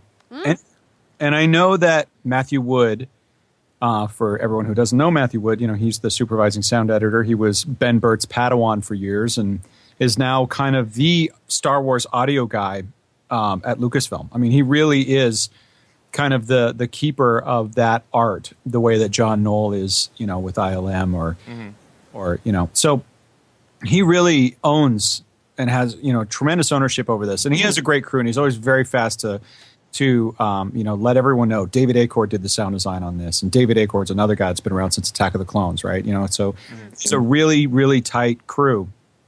And he brought me in on The Force Awakens and then brought me in again on Rogue One, and a lot of people. So Matthew Wood brought, there's a thing in movies that you do called loop group or, ADR, additional dialogue, additional dialogue replacement is what it stands for. And in this particular case, you cover everything because you're getting rid of all the production sound. Usually there's like a megaphone going, okay, I need to move this explosion in 3, 2, 1. Right. So any production that you're capturing on the set, it doesn't really make it. And a lot of times it's just stunt folks. And, oh, hello. What's this? Oh, no. Lauren just dropped off these little Cadbury. Lauren, can you share the wealth? Mike, this entire time, it's going to gross people out. Hi, Lauren. Congratulations. She just left. I'll tell her. Okay. Tried to. I called her out on the mic. I think she tried to sneak in and out. Anyway, so what was I saying? Oh yeah. So they brought in 25 of us on the first day, and I worked so much more on this movie than I did on The Force Awakens, just because there was so much more to cover. The first day, we all show up to the Disney lot. And last year we did it at Fox. This year, and I think it was done at Fox because it was close to Bad Robot and JJ could just drive, a couple miles. But now we're on the Disney lot. So Doc Kane, who records all the Pixar movies and, Tom Hanks for Toy Story and Ellen DeGeneres for Finding Dory, that kind of stuff. He's the engineer. So legendary engineer. You're in this huge room right on the Disney lot, just around the corner from the theater there. So you guys know that theater? Right. Yes. Yeah. That's where we first saw Rogue One. Yeah, that's right. Yeah, I saw that on Facebook. So if you're standing looking at that theater, it's actually attached to that building. It's just around the corner. Ooh. Oh, wow. And so we're all in there, and it's me, Sam Witwer, Tom Kane, James Arnold Taylor. Who else? It looks like Michael Giacchino did additional voices as well. But a lot of that stuff gets recorded as you go, like they'll into the booth. But he wasn't there that day. Dave Filoni? Filoni wasn't there that day. Although he was there on Force Awakens, he wasn't there that day, but I'm sure he jumped in. Vanessa Marshall. James Arnold Taylor. Vanessa Marshall. James Arnold Taylor was there. Fred Tatasciore. Lex Lang. Robin Atkin Downs. Yuri Lowenthal, who I think people would know him as Ben 10. Oh, right. Verona Blue. Verona Blue was there. Orly Shishmacher. Christian Simpson. Vanessa Lenges. Who? Vanessa Lenges. Yeah, Vanessa Lenges. She's from Lego Star Wars. Yeah, the Freemakers. Kat Sheridan. So many really fun, wonderful people. And we all just get up. Oh, Dave Boat was there, who I used to work with, on Battlefront and Republic Commando and stuff like that. Just a lot of people go in, and you immediately start covering the big crowd stuff. But then we went back a second day, and there were 6 of us. And we just covered all the stormtroopers and rebels and a lot of dialogue and a lot of PA stuff. And that was really the day where it was like, oh my gosh, there's all this dialogue. And it's specifically, in terms of contributions, almost anything you heard that wasn't an English accent. And even then, Robin Atkin Downs and those guys, like Robin is doing the, when you see the Bodhi Rook hologram in Jedi, we're looking for this pilot. I think that's Robin. But a lot of stormtrooper dialogue, the turret scene, all that stuff. And, like Sam is going, all right, let's see your scan docs. Like that stuff, now PA announcements. So for me, and I know that Matthew Wood will put out an article saying all this stuff, but it's hard to know because you record so much. Right. And then multiple people record different parts. There's only a few parts that only I recorded or only Sam recorded or only Vanessa recorded. So, and Vanessa was recorded later. But so you never know what is going to be you until A, you see the movie, and then even then, B, you need Matt to tell you because it's usually processed and goes by so fast, and you're like, I think that was me, but I'm not really sure, blah. You don't want to take credit. Was that totally that stormtrooper? No, that was Steve Bloom. But were you talking about the T-16s? That was me. Nice. Yeah, and I kind of wrote that line. So that one I can unfortunately take all the blame for. Not all. Sam Ward and I were co-conspirators, but truth be told, I called him a week before and I was like, I've been thinking because, here's the other thing about Loop Group. People who do medical shows, like they study medical jargon. People who do police and crime shows study that stuff so that they can walk past camera and be like, he's 25 cc's, blah, blah, blah. Like that. And that's, they want to make sure that it sounds authentic. Well, the reason Matt keeps calling us is because we obsess over Star Wars. And so I thought, wouldn't it be great if we had another one of those crazy conversations like we did in Force Awakens, except this time it would be about the T-15s are going away like right now. Right. The T-16s are new. Right. Right. And so he just laughed. And we did a whole day and nothing came up. And then on the second day, Matt's like, okay, bring up real whatever, time code, blah, blah, blah, blah, blah, blah, blah. And they punch it up. It's like, okay, here's a scene, 2 stormtroopers walking on the beach, and there was nothing going on. And then they get ambushed.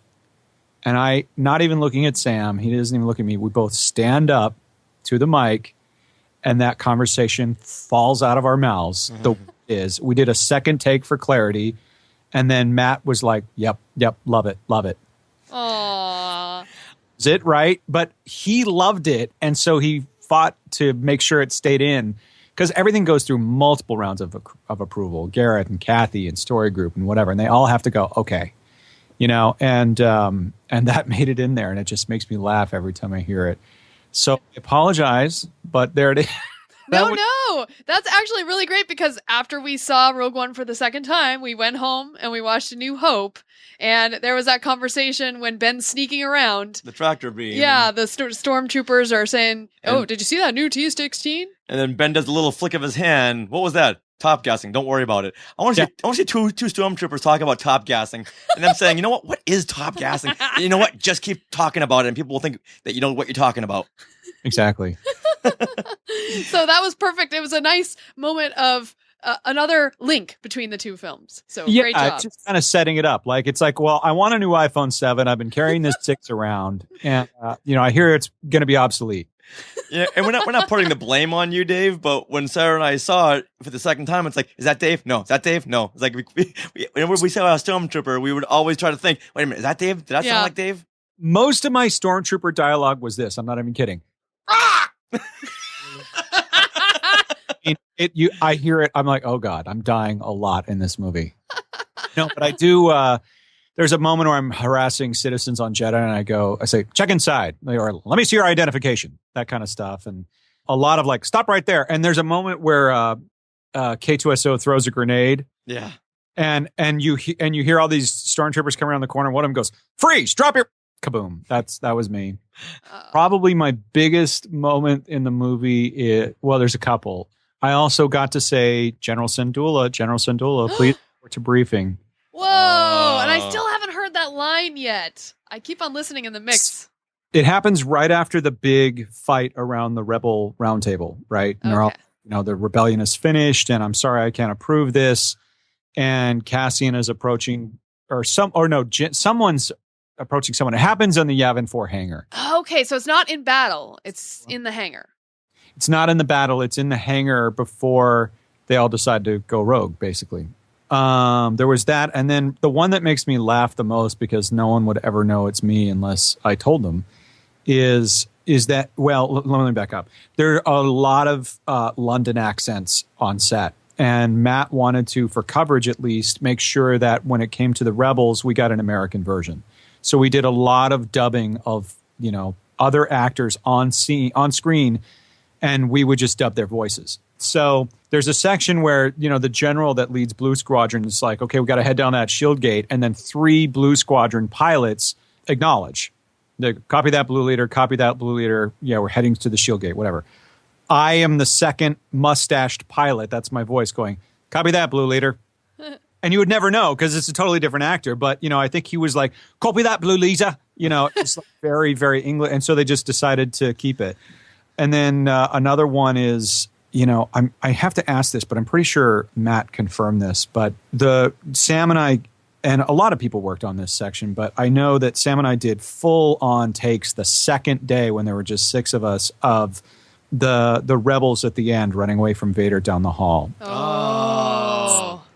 The rebel at the glass door is kind of like a composite of me and Sam, as far as I can tell. And I need Matt to confirm this. So in 6 months, if I might have to come back on and say, I apologize, it's not me, but I'm pretty sure Sam is pounding on the door, and you hear him go, hey, like that.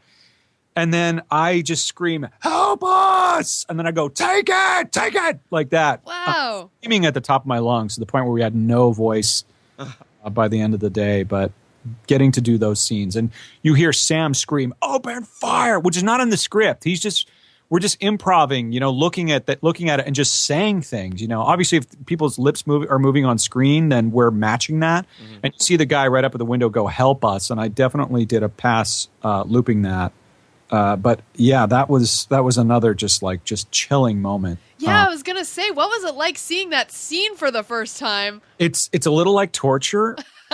Well, here's it. Unlike on Force Awakens, they actually had first of all, we had a print that was in color and had a temp soundtrack in it, so we were able to hear the dialogue. The security wasn't nearly as nuts and crazy on it like it was TFA, so we had a version in color, and we could hear the temp music and hear the temp dialogue, and they would play it for us, and then we would loop it. Okay. So we kind of got to see it, but we saw it with the wire work, and we saw it with sparks going off and temp sound effects cut in here and there, and so it was really neat to see that. But we saw that, we saw Leia, we saw the whole thing. Now, on the recording day where you recorded that scene of all of you being slaughtered by Vader, did they say, okay, this is a big pivotal part of the movie. Do you want to become part of this? Going to give you the option before spoiling the fact that Vader's being Vader. No, I mean, there's no real question of you're just kind of there to do the work. And if anything, Matt's the only person that's like, sorry to spoil this for you guys, but we need it. Some stuff that they kept. He never let us see Tarkin. Ever. Oh, really? Why is that? Well, I don't think they needed anything in those scenes. So he didn't. If he doesn't have to give it away, he won't spoil it for us because he's a big Star Wars fan and he knows we are too. But if he needs it, then he goes ahead and lets it at least play once so that we can watch it and react. As opposed to like, could you imagine playing halfway through? Okay, let's stop there. I just need to grab this first half. And we're all like, oh! He at least lets it run so we can all just like hoot and holler at it. And it's like, it literally is like, especially that first day when there's 25 of you, it's like Star Wars theater camp. It's really what it feels like. It feels like Star Wars theater camp. It's you're there all just making, not making fun of, making stuff up. Including, alien languages and trying to make something that sounds reminiscent of Star Wars, but is new. There's a lot of stuff in Saw Gerrera's hideout that's like that, where it's not really descript enough to really know what it is, but it has that similar feeling. And that's what they want. Right. It was really, really just really neat. And we're trying to honor, obviously all the hard work that happened on the shoot, and there's just thousands of people, and we come in and work on it for 2 days. Does it ever get to the point where everyone is just trying to overact each other until it just becomes this big comedy sketch? It gets a little competitive, but everyone's so nice and everyone's so excited that everyone kind of understands where it comes from. Like, you just so badly want to read the lines. Oh, here's a great story to your point, Richard. So the line, commence primary ignition. So they were very patient. They just needed their, and this is what they do. Terry Douglas, the ADR director, Matt Hires the director, and Terry's been doing Disney movies for years, and she's got a huge, long resume. And so she usually says, okay, 3 of you up, and she just points out people. She's like, you and you and you, up to the mic. Each give me a version of this. When commence primary ignition came up, everyone stood up. I bet. And Terry was like, we don't have time for this guy. Come on. And everyone just started laughing. And Matt's like, no, just let him do it. Aww. And he let every person in the room try and go, commence primary ignition. And I, to this day, still don't know whose voice it is that does it because it's so buried in reverb, right? But we all read it, at the end for the Death Star because it's just so classic. And there were so many moments like that where people just wanted so badly to try something, and Matt totally understood and let them do it. But it was all kind of in good fun and everyone just cheering everybody else on when they heard something that was awesome, and it was great. It was just one of the greatest experiences I've ever had working in marketing and show business, I guess. That's awesome. When they ask you to do a PA voice, do you ever slip in a paging David Collins Sandula, paging David Collins Sandula? No, that one was actually scripted. That was something that came from Story Group. That was like, no, we're doing this. That wasn't something that anyone made up. Right, but did you ever try to get your own name in there somehow? Sometimes. I think at one point someone tried to get a Star Trek reference in there. and Matt was like, what was that? Eugene Bird, who's also in Lego Freemaker, a bunch of TV stuff. Eugene was trying to sneak some stuff in there. Who's calling out dribbles? Who was that? It was James Arnold Taylor. He's always causing trouble, isn't he? Yeah. I mean, the PA stuff was scripted. A lot of the Stormtrooper lines were scripted, but a lot of the other stuff isn't. It just kind of happens. I got to scream "For Jeddah" about 1 million times. Oh. Just screaming "For Jeddah!" Just obviously much louder than that, and that all made it in the movie. And here's another neat thing. So this is an interesting thing that came out of the day, which is I forget his name, and I really would be great if I could remember his name. But the actor who voiced Wedge in A New Hope was brought back. Matt brought him back for this movie, and I forget his name. But Dennis Lawson, who played the part, obviously, it's not his voice in A New Hope. Oh. It's an American voice actor going, look at the size of that thing, right? So he's been long since retired. Matt brought him back because he thought, we're bringing back Rebel pilots. This could be really cool. And so he brings him back. And the guy's thrilled to be back, and he's just reading a bunch of stuff. And then in the afternoon, Matt's like, hey, if you guys can come up with any of you Star Wars nerd types can come up with some lines, just text them to me, something that Wedge would say in the battle. And so, we're so excited on the day that, like, we're texting. Sam and I are, like, outside texting him all this stuff that Wedge could say. Very shortly after that, Matt has this moment where he goes, "Oh crap," and he has to apologize to the guy, and he realizes when Wedge says, "Look at the size of that thing," it's because he's never seen the Death Star before. So Wedge can't be in this battle, right? An idea, and then he's like, "I can't do it because continuity would break." So the guy didn't get to do any of those lines. I had read a line that said, "All pilots report to your commanders. All pilots report to your commanders. We're being redirected to Scarif. Blah blah blah. May the Force be with us." I had read that line. I think someone else had. Anyway, it ended up going to Wedge. And whether or not it's canonically Wedge, I don't know. But the actor who voiced Wedge in the first movie, Dennis Lawson, heard it and then eventually said, "Well, I can do that." And he voiced himself in subsequent movies. But in the first one, it was that actor. He is the one reading that line, we're being redirected to Scarif. That's the actor who played Wedge. Oh, so for all we know, it is Wedge. That leaves Yavin 4. Well, maybe Wedge It hasn't joined yet. I don't know. Yeah, he was on the ground and he wasn't one of the pilots to be dispatched. Yeah. Yeah. One really neat thing that happened, and again, I don't know which version they chose, but when we saw Red Leader, who has long since passed away, that footage in there, he says, "This is Red Leader." He says something, blah, blah, blah. And then it cuts to the exterior of the X-wing, and you heard an assistant editor just say, "Standing by," like they wanted the line to finish. Uh-huh. And so we all got up and did our best Red Leader impression. And I had done a character like that for a game called Empire at War. And so I get up to the mic and I'm like, "Just hold him off for a few more seconds."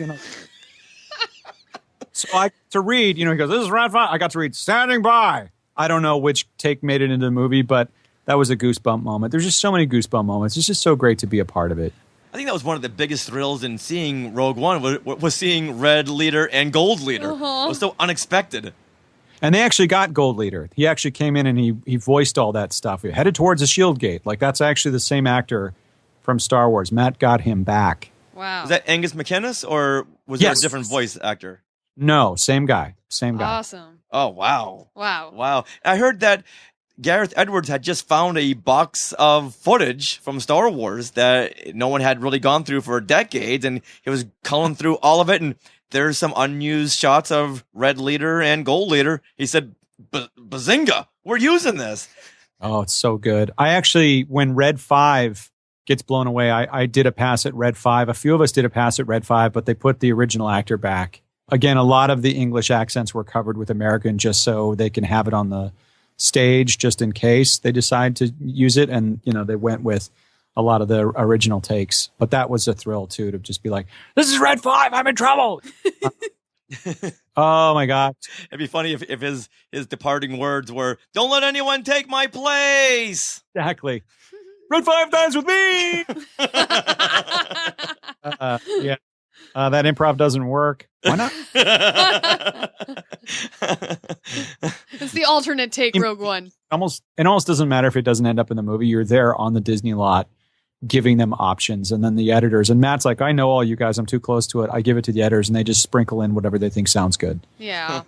Yeah, so I guess you kind of covered what our Skywalker Patty Hammond had asked, which was, what was it like to work on Rogue One, and how different was it from working on The Force Awakens? Yeah, it was different in that regard, in that there was just so much more to cover. Yeah. Right. All right, let's move on to another question now. So, would you like a Rogue One question again? Episode 8, music, general statement, or personal? General statement or personal? Whatever sounds most interesting to you. Those all sound fine. All right, you know what? Let's go ahead and read it. The general statement. Oh, this is from Brian Sims. Okay. And he says, "Thank you for bringing a new light to the music of Star Wars to someone who really does not know music." Oh.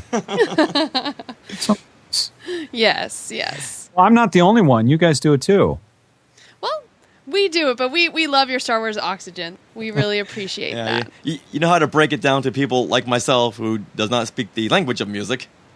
So it's really helpful to hear it, because then I'll go and listen to the soundtrack again. It's like, that's what he was talking about. I never knew that.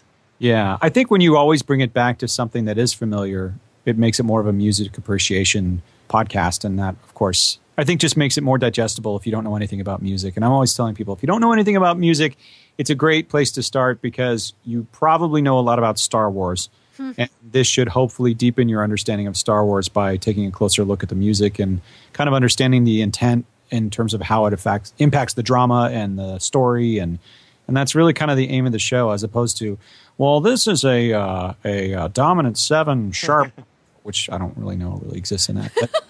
But this is a crazy arpeggio that's happening in E flat. Meanwhile, there's a totally different tonal settler happening in the bass, which then resolves on this frame. We could do that, and there's definitely a lot of people who listen to the show that would be right there with it. But I don't think that that's the spirit of it. Star Wars is for everyone, and we want the show to be. I wanted to talk about the music because I think it's neat as a Star Wars fan, and it's what. Like many of us, introduced us to that style of music. Mm-hmm. We have a very underdeveloped language in talking about it. I know I've said that before. It's true. No, it's true. It's hard for me to describe, like when we're doing our Star Wars Rebels music segments, it's hard to find the words to describe what you want to. Yeah, and your recent coverage on Revenge of the Sith was just top-notch. Oh, thank you, sir. Well, forward to diving in and talking about Rogue One. I've been listening to that soundtrack nonstop. Yeah, there's a lot of really, really great stuff in there. Different, but really great.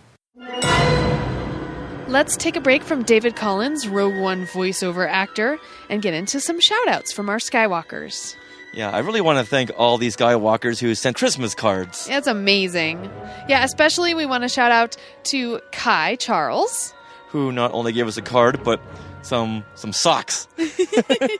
Yes. Gave you Fox socks. Fox socks. And amazing. She gave me socks with a squirrel on it. Oh, now you can carry Secret Squirrel with you wherever you go. And step on him. Nice. And we had posted the Christmas card from Rancho Obi-Wan. Yes. With a really great painting by Paul Bateman. Yes. That's harkens back to Ralph McQuarrie's Star Wars Christmas cards. Right. Which was really, really nice. Patty Hammond, the Hammonds, Patty and Michael had sent us a gift of Pascal. Pascal, who I took on our trip, so he's visiting us in Arizona. And she said there's more coming. My goodness. So who knows what will be on our doorstep when we return. And thank you to the Peralta family and to Joey Pittman. Yes. So thank you, everyone, for your Christmas cards. Let's read this right over here by Kai Charles. Okay. She had written this as a tweet, I think, from last week, but I thought it's really funny. Okay, she writes, Richard Woloski and Sarah Woloski are the comfy pillow of my fandom that I love to rest on. Aww. We're tour guides through fandom, and we're comfy pillows, apparently. Aww. We're not comfort food. We're a comfort podcast. Yes. So thank you, everyone, for your tweets and your Facebook posts and the Christmas cards. And now, in return, we have a very special Skywalker of the Week. To all the Skywalkers in Neverland, we'd like to offer you a great big hand. We're glad you came along. We dedicate this song to all the Skywalkers in Neverland. Well, we felt it very appropriate as our last show for 2016 is to call out all of you Skywalkers who give us so much love every week. Yeah, and I want to believe that I'm in there too, because I've never been Skywalker of the Week. You are in there, or sweetie. Rebel Spy. No. But you know what? It's not about us, not about me. It's about all the Skywalkers. Absolutely. So like we always said, we want to thank everyone for joining us on our show, on our Facebook page, on our Facebook group, and for sharing the positivity about our adventure through fandom and the tweets and everything that you do in the meetups. The joy that we share together. Yeah, so we felt it was only appropriate that this Skywalker of the Week be dedicated to our Skywalker family, as written by Rob Dellinger, the John Williams of podcasting. And now we are going back to David Collins, the hardest working man in show business and voiceover actor of Rogue One and The Force Awakens. Yeah, so you know what? Let's dive into a Rogue One music question then. And this one comes from Rick Peralta, who wants to know your feelings on the new Rogue One soundtrack. I like it. I like it a lot. I think that the first thing to understand is the differences and similarities between John Williams and Michael Giacchino as composers, and to not hold John Williams' unique strengths against Giacchino, and instead look at the stuff that he does that makes him great. And one of the things I want to point to is the end of the movie, and he really is able to pull emotion out of, I think, soaring melodies that otherwise sound happy, but when you put them against tragedy, just make the tragedy even crazier. I mean, if you look at, all you have to do is look at the beginning of Up. Yes. Listen to the track Hope on the soundtrack, and you'll know what I'm talking about. Yeah, and then also in that moment when the two Star Destroyers are colliding. Oh my God! Oh, they dampen the soundtrack, or they dampen anything. The sound effects track. The sound effects, yeah, and just let the music soar. Mm-hmm, mm-hmm. Yeah, he's really good at that stuff. And John Williams, and what's really neat is that I would never put words in Michael Giacchino's mouth, but I did get to talk to him. Yes. I got to interview him for the red carpet for the Star Wars show live stream. And I got to talk to him beforehand and after. And then again, I got to do a little Q&A at the El Capitan last Friday. And stage with him. But I got to talk to him backstage, and I told him how much I enjoyed the music and, loved the emotion of it. And he really, he really responded. And he's like, you just don't get to write soaring melodies like that in most movies, And he goes, working on this was just really special because you could really just kind of go for it. And I think, again, I don't want to put words in his mouth, but he knows he's not John Williams. He has the same reverence for John Williams that everybody else does. The guy is, has a command of harmony and melody that just goes back to the beginning of the 20th century, and he's just a master at it. And he's the composer that launched the careers of thousands of other composers. Yeah, wow. I never thought I could feel so bad for the Empire the way I did when I heard his score as the two Star Destroyers were crashing down on each other. I actually felt bad for all those souls, even worse than I did in Return of the Jedi when the Executor dives down into the Death Star. Well, yeah, that's a big heroic moment in Jedi. I think this moment was more like, hey, they did it. Because that sequence is actually, and this, just a comment about Rogue One, it's not even about the music. I feel like this movie, and forgive the new parent language, we've been cradled by Story Group with this new movie because every detail was so carefully thought out. So there's like, as a diehard fan, there's a strong sense of trust when you're watching Rogue One because you can see that they not only acknowledge how much people love Star Wars but how much they know about it, but they kind of tell us we do too and we care just as much.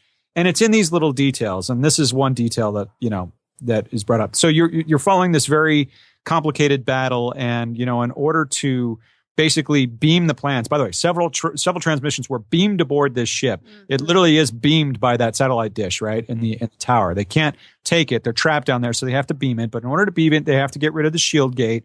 In order to get rid of the shield gate, they have to send a message. So there's like this whole logic to the battle.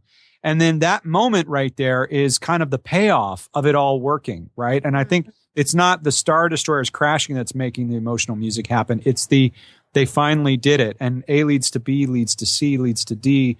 And it's all fan service in the process. So, for example, you go from, hey, we need to open the shield gate. Well, you've got all these, you've got Gold Group and Red Group trying to bomb the shield gate. It's not working. But then Gold Squadron uses not ion cannons, but they call them ion torpedoes, which if you ever played X-Wing back in 1993, you know all about how Y-Wings have ion cannons. And so they use it to sort of electro-charge the Star Destroyer, and they disable its engines, which is exactly what the Y-Wings do that X-Wings don't. Right, which is very, very like small meta EU. So then, what's his name notices it. That Star Destroyer has been disabled. Then they say, "We need you to take out the shield gate." And he goes, "I've got an idea. Get a Hammerhead Corvette, which is from Star Wars Republic, repurposed in Rebels, and we'll use it as a battering ram to take down the shield gate." And it's like boom, boom, boom, boom, boom music. Like it's such an orchestrated plot to plot to plot thing, and I'm just like, I can't believe they wrote this. That's feel about that battle. I cannot believe they wrote this with this much geek out detail. And I know we're going to say this with every single film, but they're all being made by fans. They're all fan films at this point. Yes. Everyone who seems to work on Star Wars nowadays is a fan, which is really great. It levels the playing field, and it helps you kind of know, that you're being taken care of. But just that, sorry to go on that rant there, but I've just been thinking about it a lot, clearly. No. In the middle of the night during feedings. But yeah, that, and the music is that payoff of finally, and then of course you cut down and you realize that they're going to die on the beach, right?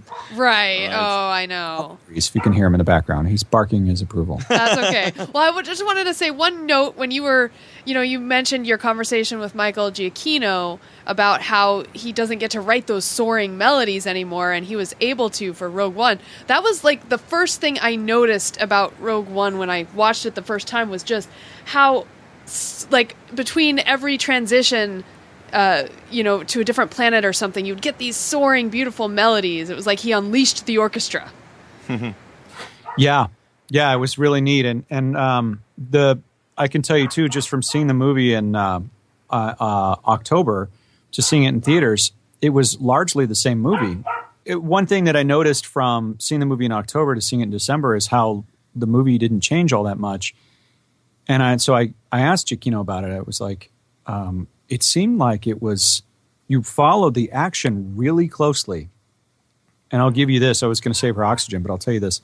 So yeah, this is one of the things that I learned in talking to him. I said, you seemed to really follow the action really closely. I mean, the cues really went with the cuts, and it seemed like you were really like scoring an actual movie in a very old-fashioned way that you don't normally get to do. And he said that is the most locked picture I think I've ever worked with in film. Oh, I'm sure. If he started working on it in, September, I'm sure it had been locked at that point. Yeah, well, I mean, a lot of times they're not. I mean, I'm telling, like, a lot of times movies, they get, especially now in the digital age, they get changed, and they're mixing, scoring, and they're still editing, and they'll lock a reel and they'll say, start mixing that one. We're gonna keep working on the back half. Or, oh, I know you mixed that, but you're gonna have to do double shifts, and you're gonna have to work the weekend, or we need a night shift to come in and mix this because we re-edited the reel. So, can you chase all the changes? That happens a lot. And it didn't happen on this movie. This movie was like, no, we know what we're gonna do. It's this, then this, then this. It was a very like detail-oriented story where this happens, then this happens, then this happens, and it all leads to the end. And he was like, it really didn't change from when I scored it to when it hit theaters. I mean, obviously the visual effects were being finalized, but it was a very clear. He said it was, really a very clear, a really clearly driven movie in terms of what was going to happen next, and it was a locked picture. Wow. And so you can hear that. You can hear his music swell on the cuts. Yes. Hear his music die down when dialogue comes in. And then you listen to the soundtrack and you don't hear like, oh, well, that was edited out. Or that. I mean, you hear it a little bit here and there, but for the most part, what he scored is in the movie. That's awesome. Does his thing with the mask and comes down, and those little moments that he hits is very old fashioned. Very old fashioned. And you didn't even get that in episode 2 and 3 for the most part. Going back to your scene with Darth Vader, was that changed at all? I know at that point you said everything was pretty much locked, but I'm wondering if it had been even more gruesome than that, because it's only about 2 minutes long. When you saw it, was it longer? As far as I remember, if my memory serves me well, or is serving me correctly, it's exactly the same. The only difference is that the wires were painted out. And laser bolts were obviously comped in, but I mean, shot to shot to shot, this stunt. I mean, it was choreographed, right? The whole thing was choreographed. Now, with Darth Vader's theme that we heard in Star Wars, the dun dun dun dun dun dun, someone had said they had heard that when Vader was in the Bacta chamber, but I don't remember hearing that. It's in there. Oh, in what instrument? It's muted brass. Oh, okay, so that's a different theme. That's like the Death Star theme. The Death Star, the blom, blom, blom, blom. No, when Vader walks into the blockade runner. Yeah, it kind of goes dun, dun, da da dun, da da. Yeah, that's a little different. That's kind of kind of a variation of what becomes kind of the Death Star reveal later in A New Hope. Every time they cut back to the Death Star in A New Hope, you hear bom, bom, bom. Yeah. Which is kind of very similar to da da da da da da, you know, but the thing about in the original Star Wars, Darth Vader's theme, according to the liner notes that John Williams wrote in the vinyl album, the double album, Darth Vader's theme is bum bum bum bum bum bum bum bum, right? Oh. And you hear it all the time.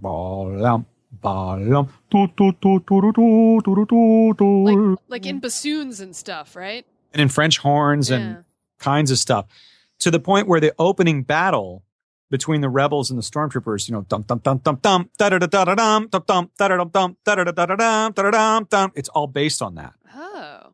Boom, boom, boom, boom, boom, boom, boom, right? It's all based on that theme. And until Rogue One came out, was the only movie that featured it.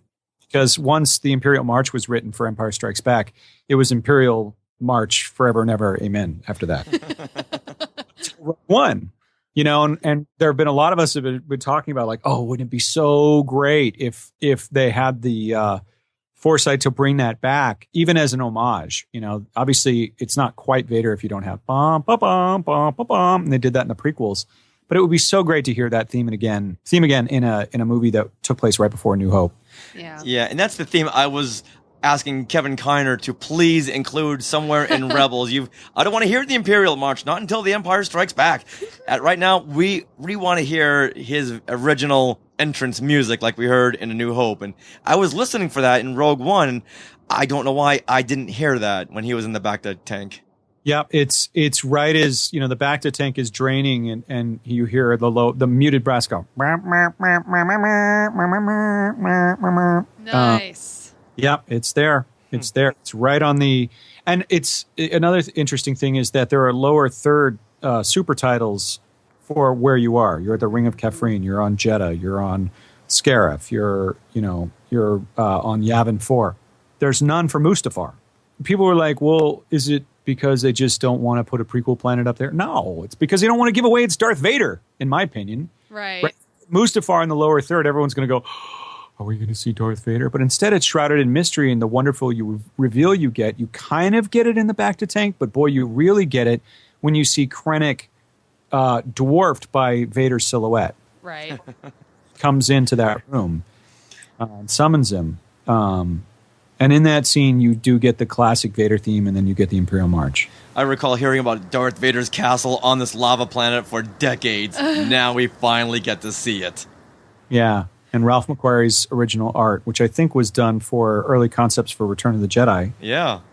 When Vader's sitting on his throne, surrounded by molten lava. Yeah. Actually became Coruscant, which was eventually set onto the second Death Star, right? Isn't that right? I think that's right. Yeah. But neat. I mean, just so many wonderful little.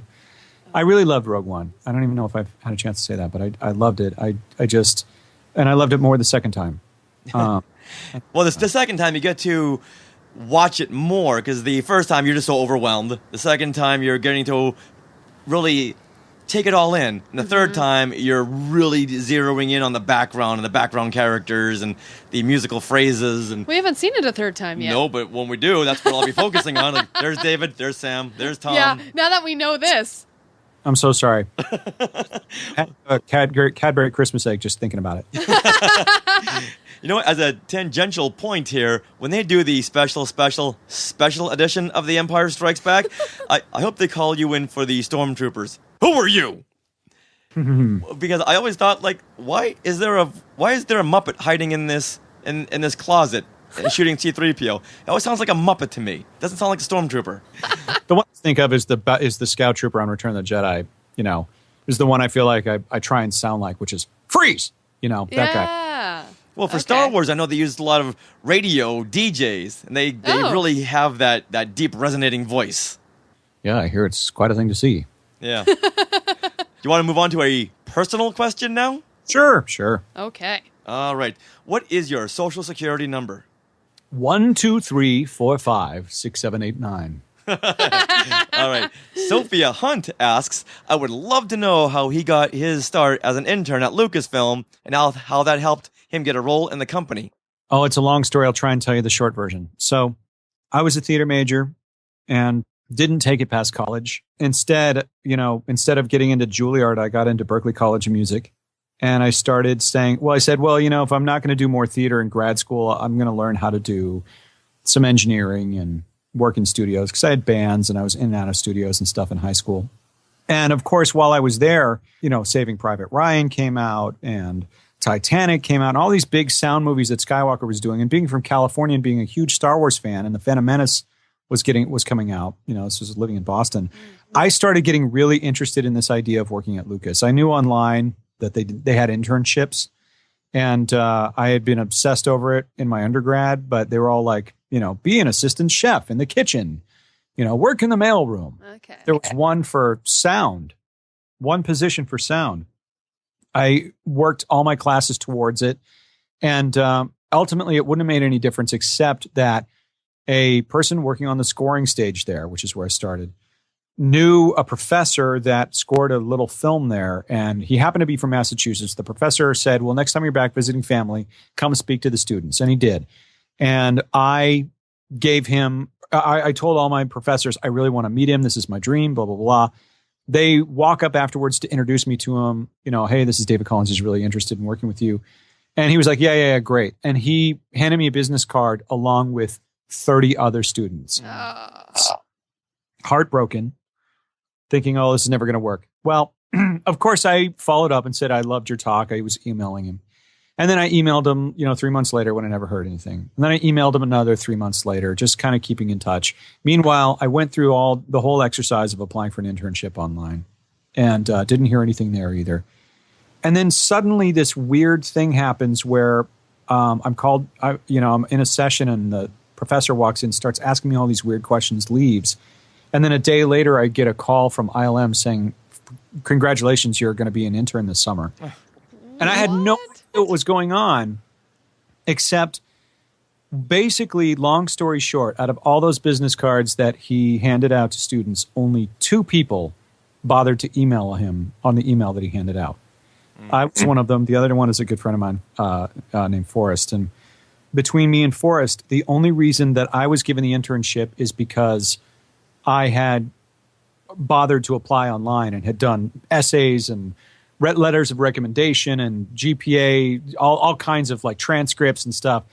And so they thought, well, he wants it a little bit more. And it was happening at a time when they were like, I need some help around here. Here, this kid keeps emailing me. Reach out to him. Wow. And they said, oh, yeah, this kid also has an internship on file. She's like, what's an intern? This is Leslie Ann Jones, whose father is Spike Jones, the musical satirist from, back in the day. Yeah. And she runs the music recording program at Skywalker to this day. And she's like, what's an intern? Okay, this is great. I can bring him in for $5 an hour, literally $5 an hour. And so I did, and I started on the scoring stage in the summer of '99, less than a month after The Phantom Menace came out. And my first week was working on Inspector Gadget with, that Matthew Broderick movie, huge score, 120-piece orchestra. And that's how it all started. And I stayed there for a year. My internship was up over the summer, but I just stuck around. They gave me a pager, which is hilarious now. And as work started slowing down there, a job opened up at LucasArts, and I applied. And because I'd worked at Skywalker, it took, one thing led to another. And eventually my voice acting started kind of taking over, and that theater part of me came out again, because as I was working in sound, they were like, hey, we got this script. We want to put temp dialogue in the game. If anyone wants to read, come upstairs. And of course I did. And someone heard it, and someone else heard it. And then one of the producers was like, my wife's an agent in San Francisco. I gave him a demo, joined the union. Like, it's a long story after that. But basically, slowly, year after year, since 1999, so for the past 17 years, it's just one thing after the other just kind of keeps happening, as long as you just keep a positive attitude and be easy to work with, which I try so hard to be, and work hard. And it's just what happens. That's how it all happened. That's a good message for the millennials out there. Show up. If someone needs something, show up. Do it for free. Don't question it. Don't worry about it. Just do it. And like yourself, Dave, you just kept working yourself up and up and up. And now here you are working on Star Wars. Well, and, listen, millennials have it tough. Just looking at like census data, there are more millennials than there are Gen Xers or Gen Yers, which is what I am. There's just by the numbers, they dwarf us like something like 2.5 to 1. Wow. In terms of population, right? Mm-hmm. College is more expensive. Cost of living is more expensive. There are less jobs and more people aiming for them, right? So it's really tough to be a millennial, to fight for every little inch of that. And, I really do feel for the education process. I really do feel for, people that are trying to start their careers. It's so hard.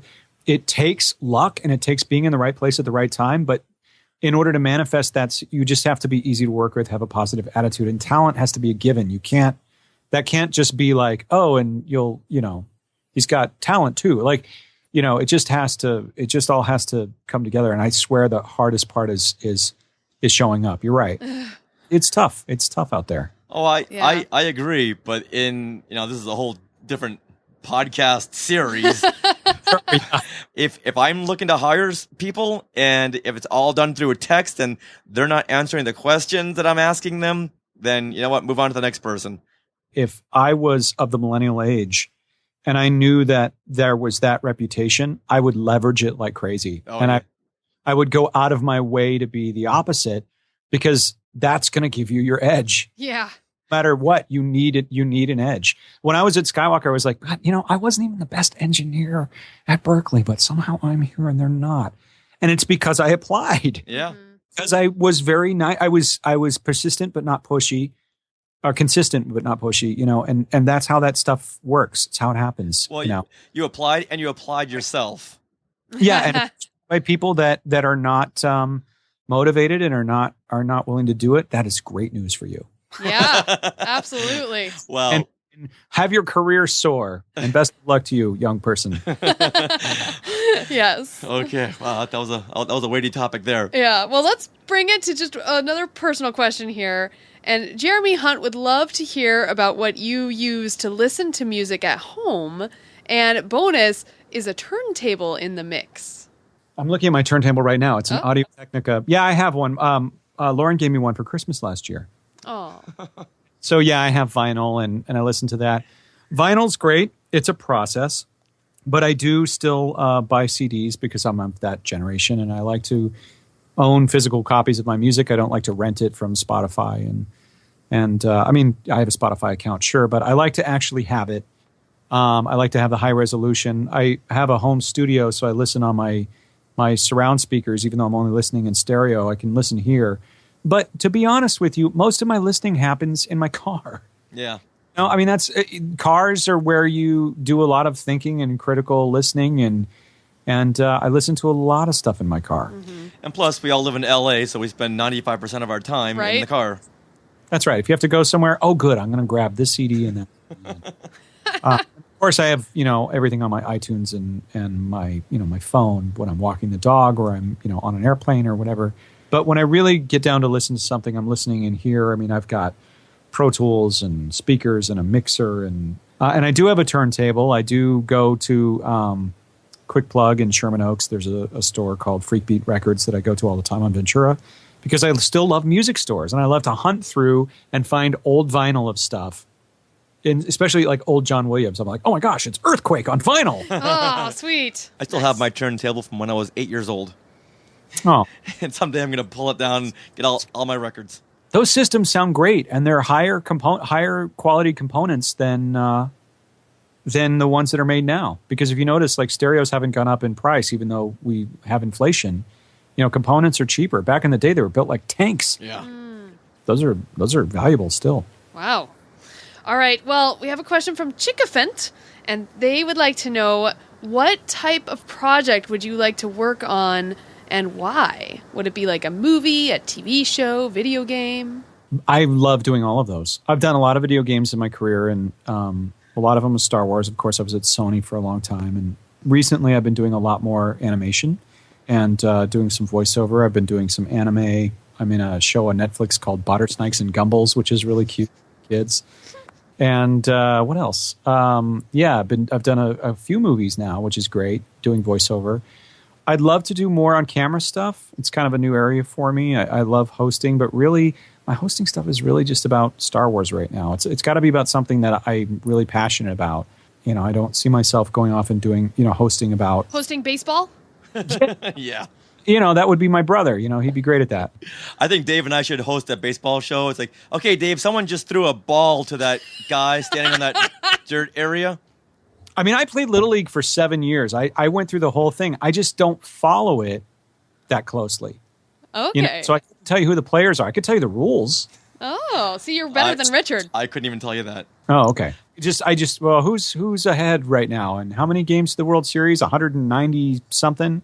Oh my gosh, it's overwhelming. So, yeah, I mean, I guess I'd love to do some more on camera stuff. I'd love to do more movies. I am starting to do more animation, and I'll have more stuff to talk about next year, which is great. Ooh. I just can't talk about it yet. When you do your hosting, like for the red carpet premieres, how easy or hard is that? Because you must have people talking in your ear nonstop at the same time you're trying to be in the moment and ask all these people questions. You do. Yeah, it's intense. You know, the first one I did was the Force Awakens premiere, and that was very cold and it was very loud. There was a big crowd outside and John Williams music blaring, and my earpiece, I had it up so loud that it was distorting, so I couldn't really hear what the production truck was trying to tell me. This one was a lot easier. We actually had a rehearsal day, and it is quite a trip. I mean, the Star Wars show crew is like a well-knit machine, and they bring in another company. And in fact, if you watch the recent Star Wars show from last week and the Star Wars show after show, you'll learn a lot about behind-the-scenes details about how all that works. It was actually great to see them put it out because I think it's way more complex than people realize. And yeah, you have someone talking in your ear while you're trying to use the other ear to listen. Of, you know, certain questions that you've come up with, but at the same time you want to be listening to what they're telling you, you know, so that you can respond to it. And sometimes they'll say something and you just have to follow up on it, you know, and so it's live. Yes. You know, and that can just really work a number on your nerves. Well, you wear it well. Thank you. Yeah, it was fun, and I think I'm just lucky to be a part of it. I can't believe they still call me. It makes me very happy. But, you know, like anything, it just takes years, and it's one thing leads to the next thing leads to the next. And so I'm excited see what 2017 has to bring. I don't know. Would I do another Star Wars video game? Absolutely. Would I work on, you know, if they called us back to do more voiceover in episode 8, would I do it? Absolutely. You know, I would do anything with Star Wars. Absolutely. But yeah, I'm just interested in doing more branching out. I've kind of toyed with the idea of doing another new podcast about soundtracks in general. The only thing about that, and that comes up a lot, you know, when are you going to talk about Jurassic Park? When are you going to talk about E.T. or Home Alone or whatever? It's just a lot of work. Yeah. And, you know, we only go once a month, and if we went once a week, it's a huge commitment. So there's more stuff that I want to do than I have time to do. But hopefully we'll figure it out before, you know, I'm 85. Well, Donald Wicks asks, are there any sort of plans to do a Force Unleashed 3? I need a sequel so bad. Is that one of the projects you can't talk about right now? It is not. Okay. Although I could be really coy and say, but even if it was, I would tell you it's not. But it's not. But even if it was, I would tell you, but it's really not. But I wouldn't do that because it really isn't. If there was one, and if there is something in the works, I don't know about it. But if I was ever approached to do it, I would do it in a heartbeat. Okay. So let's ask a few more questions here because there are so many of these. Martin Keeler asks, does he now class himself as a full-fledged member of the band Blue Harvest? Blues Harvest. Blues Harvest, yes. Yes. Blues Harvest, yeah. Those guys are really great. They're from the UK, and they do a lot of covers and are really great musicians. And they allowed me to play with them on stage in a complete leap of faith. I don't know if you know about this, but... Yeah. Well, we know that you, Martin Keeler was on the show, and he told us all about it. Yeah, I mean, it's insane. But I was like, well, do you want me to play drums? Do you want me to play bass or guitar? What? And they're like, oh no, we've made a huge mistake. Now we've invited David Collins to come play with us. What if this is a disaster? I showed up to sound check. We played for 5 minutes, and that was it. And then other than that, they just brought me on stage. They'd sent me a tape of what to play at This Is Cantina, this huge fan event in London before Celebration London, just for some context. Mm-hmm. And I listened to it and I practiced a little, but you know, really it was just kind of, hey, let's go for it. And on the day, I think I was just happy, and I'm pretty sure that they were happy that I didn't embarrass myself or them. But whether or not I'm a full-fledged member, I think that's actually kind of an exclusive band to get into, from what I understand. So, yeah, if they ever wanted someone to jam with again, I would do it in a heartbeat. But I don't know. You'd have to ask Andy or Nicholas or one of those guys. But very much their band. And they're still going. They sound great. Nice. Yeah. All right, well, final question here before we wrap things up. Kai Charles would like to know, what is your favorite soundtrack outside of the Star Wars universe? I suppose the easy one would be Indiana Jones. That's not easy. I mean, that's good to know. Which one, though? Which Indiana Jones? Honestly, well, Raiders, but honestly, if I really think about it, it would probably be Jurassic Park. Mm-hmm. Boy, that's a hard question to answer. There's so many great soundtracks out there. It's true. I would say Ghostbusters. Ghostbusters is great. I have that soundtrack as well, and Elmer Bernstein plus all the pop tunes on there. Yeah, those are fantastic. I don't know. That's such a hard question. This is one of the reasons why I want to do that soundtrack show because I spend so much time. People, someone asks me, "What do you listen to outside of Star Wars?" And it's like, honestly, if I don't keep listening to Star Wars, I'm never going to be able to do this show. Right. And you know what? To throw a plug toward a company that has been helping me on Talking Apes TV, another podcast that I do, is a site called La La Land Records. I love them. Oh, they are fantastic. The Jurassic Park double album just came out, and I just got it. Yes, it did. Oh. And the Ferris Bueller soundtrack just came out, and I just got it. They have so many soundtracks I didn't even know were available. When I worked at Sony, a lot of our video game soundtracks were all released through La La Land. So God of War Ascension, The Last of Us, Starhawk, a lot of those game soundtracks you can still find up there. Oh, nice. Yeah, they just released a whole lot of Planet of the Apes CDs and He-Man, the Masters of the Universe. Star Trek stuff, the huge, just exhaustive collections of Star Trek. Special 2-disc editions of stuff that you can't find anywhere else. AI, it's another great John Williams score. Had a 2-disc special edition. Home Alone. Love that one, man. Home Alone's great. We watched it again this year. I always have these really weird things that come to me, like I'll be watching an old movie going, where's that? I want that soundtrack. I don't have it. Recently, I was watching Throw Mama from the Train. Love that movie. It's like, and I'm like, oh, I remember this melody from when I was a kid, and this was on syndication and HBO. I have to have the soundtrack. eBay, and it's like $100. Oh. Whatever. It's just, there was one print made, and that's it. Most of the time, there's something released, and I'm just disappointed that it's not everything. Yes. Well, even Rogue One doesn't have the final credits track. Oh, I know. So you don't know when the album ends. Right. But pro tip, there is a 4-year consideration version streaming online. That's right. You can actually listen to the end credits on there. Okay. But it starts with the Jyn Erso theme, right? Mm-hmm. So it doesn't give you bump, ba-da-ba-da-ba-da-ba-ba. I think probably because it's just pure John Williams. But that is up there. You can do a Google search for it, just like they did with Force Awakens. Force Awakens, yay Disney! Sorry, getting tongue tied over here. And I was really disappointed that there wasn't, on Jeddah there's a big sitar like, and you hear, jump. What is it? Jump, jump, jump. Yeah. Jump, jump, jump. Not on the soundtrack. You know what? Haircut. Jeddah. Haven haircut. Where is it? I want it. It's funny you mentioned that because when I saw the film, that did stick out to me. I'm thinking, I wonder if this is Alexander Desplat's music because it sounds like something he would do.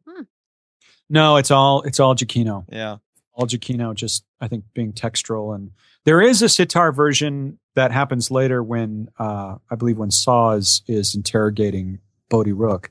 Right, but that's not the same version. It sounds like it is, but it's much more subdued in the drums.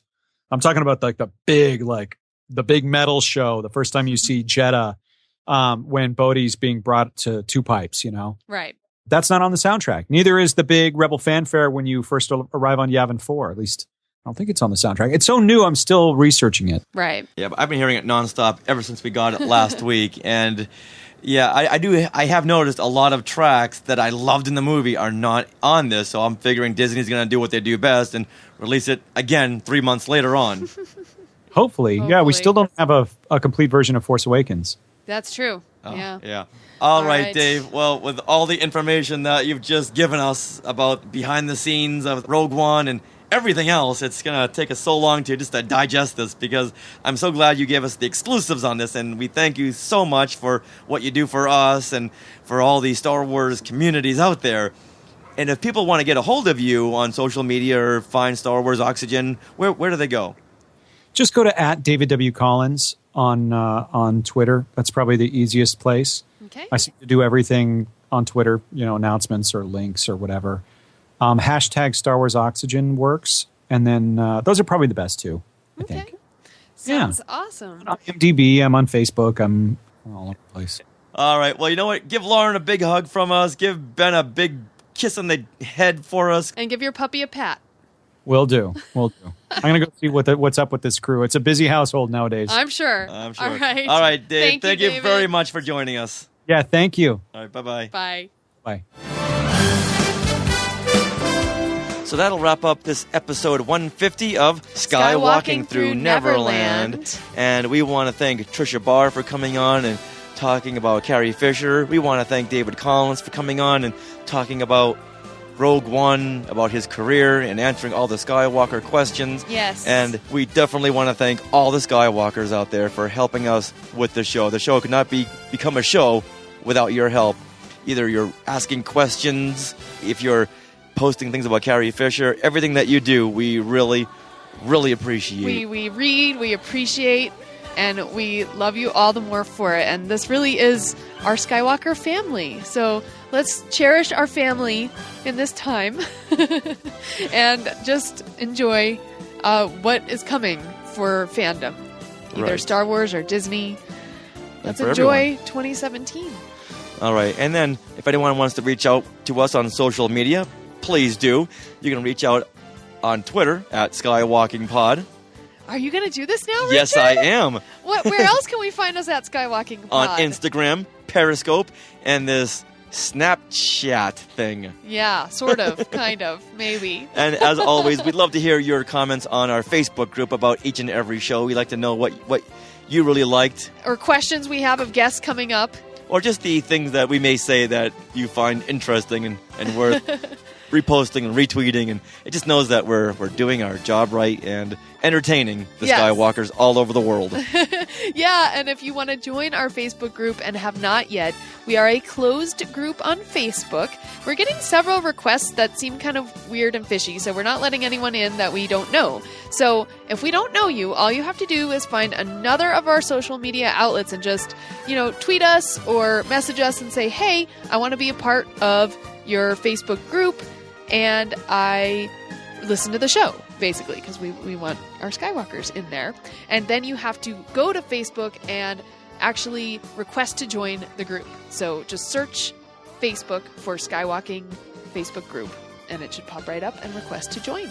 But you have to do those 2 steps, okay, Skywalkers? And then we'll include you in our Skywalker family. Yes. All right, everyone. Well, thank you once again. This is our last show of 2016. Yes. Lots of things already planned for 2017. Lots of things. We hope everyone had a great holiday season despite the bad news we got today in the last couple of days. Mm-hmm. It's more important now than ever that we always remember To listen to our bloopers and outtakes, because there was a couple of things that David Collins and we were talking about that didn't really fit the show, so we put it in the outtake section. So listen to the outtakes and always remember. Neverland on Alderaan. Some imagination, huh?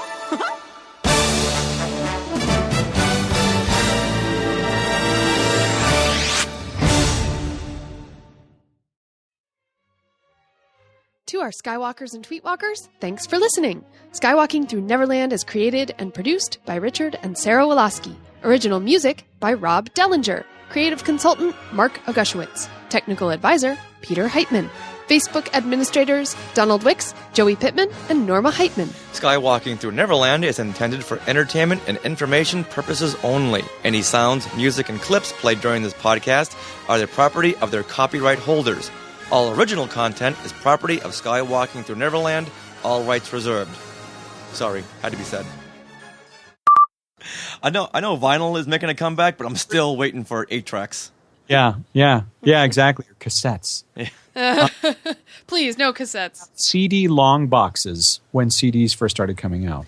I still have some of them buried in the garage that my mother's like, "Are you taking these? Because stay here anymore." But yeah, I do have a turntable and I love it. I love getting that stuff, and of course I rip CDs and I listen to them in my car. Now, the movie I was thinking about, there was a Mark Hamill movie in 1981 called The Night the Lights Went Out in Georgia. Oh, interesting. I think that was the first time I've ever really liked country music. It's like, I love this, but as far as I know, and I've looked all around, I could never find the soundtrack. Is there a soundtrack to the Gen 1 Transformers TV show? Not the movie, because I love the Vince DiCola Transformers the movie soundtrack, but the original Gen 1 TV show I would love. I would love the original Gen 1 music from G.I. Joe as well, just because I'm of that era. There's a lot of those tracks I would love. I bet if you reached out to La La Land Records, and I've talked to those people over there, and they're extremely friendly and helpful, and said, hey, I'm interested in this, I bet they would acquire the license. Oh, that would be a good idea. Yeah. And you'll be at Star Wars Celebration Orlando in April?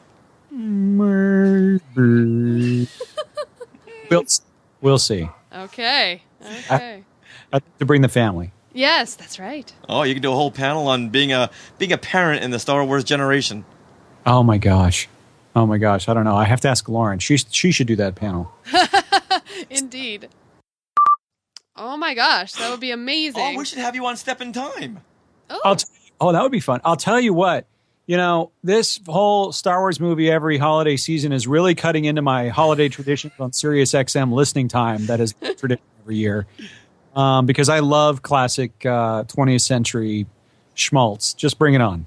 Oh, there you have it. All right, our 2017 is set. So that'll wrap up episode 150 of Skywalk. Let's try that again. Okay.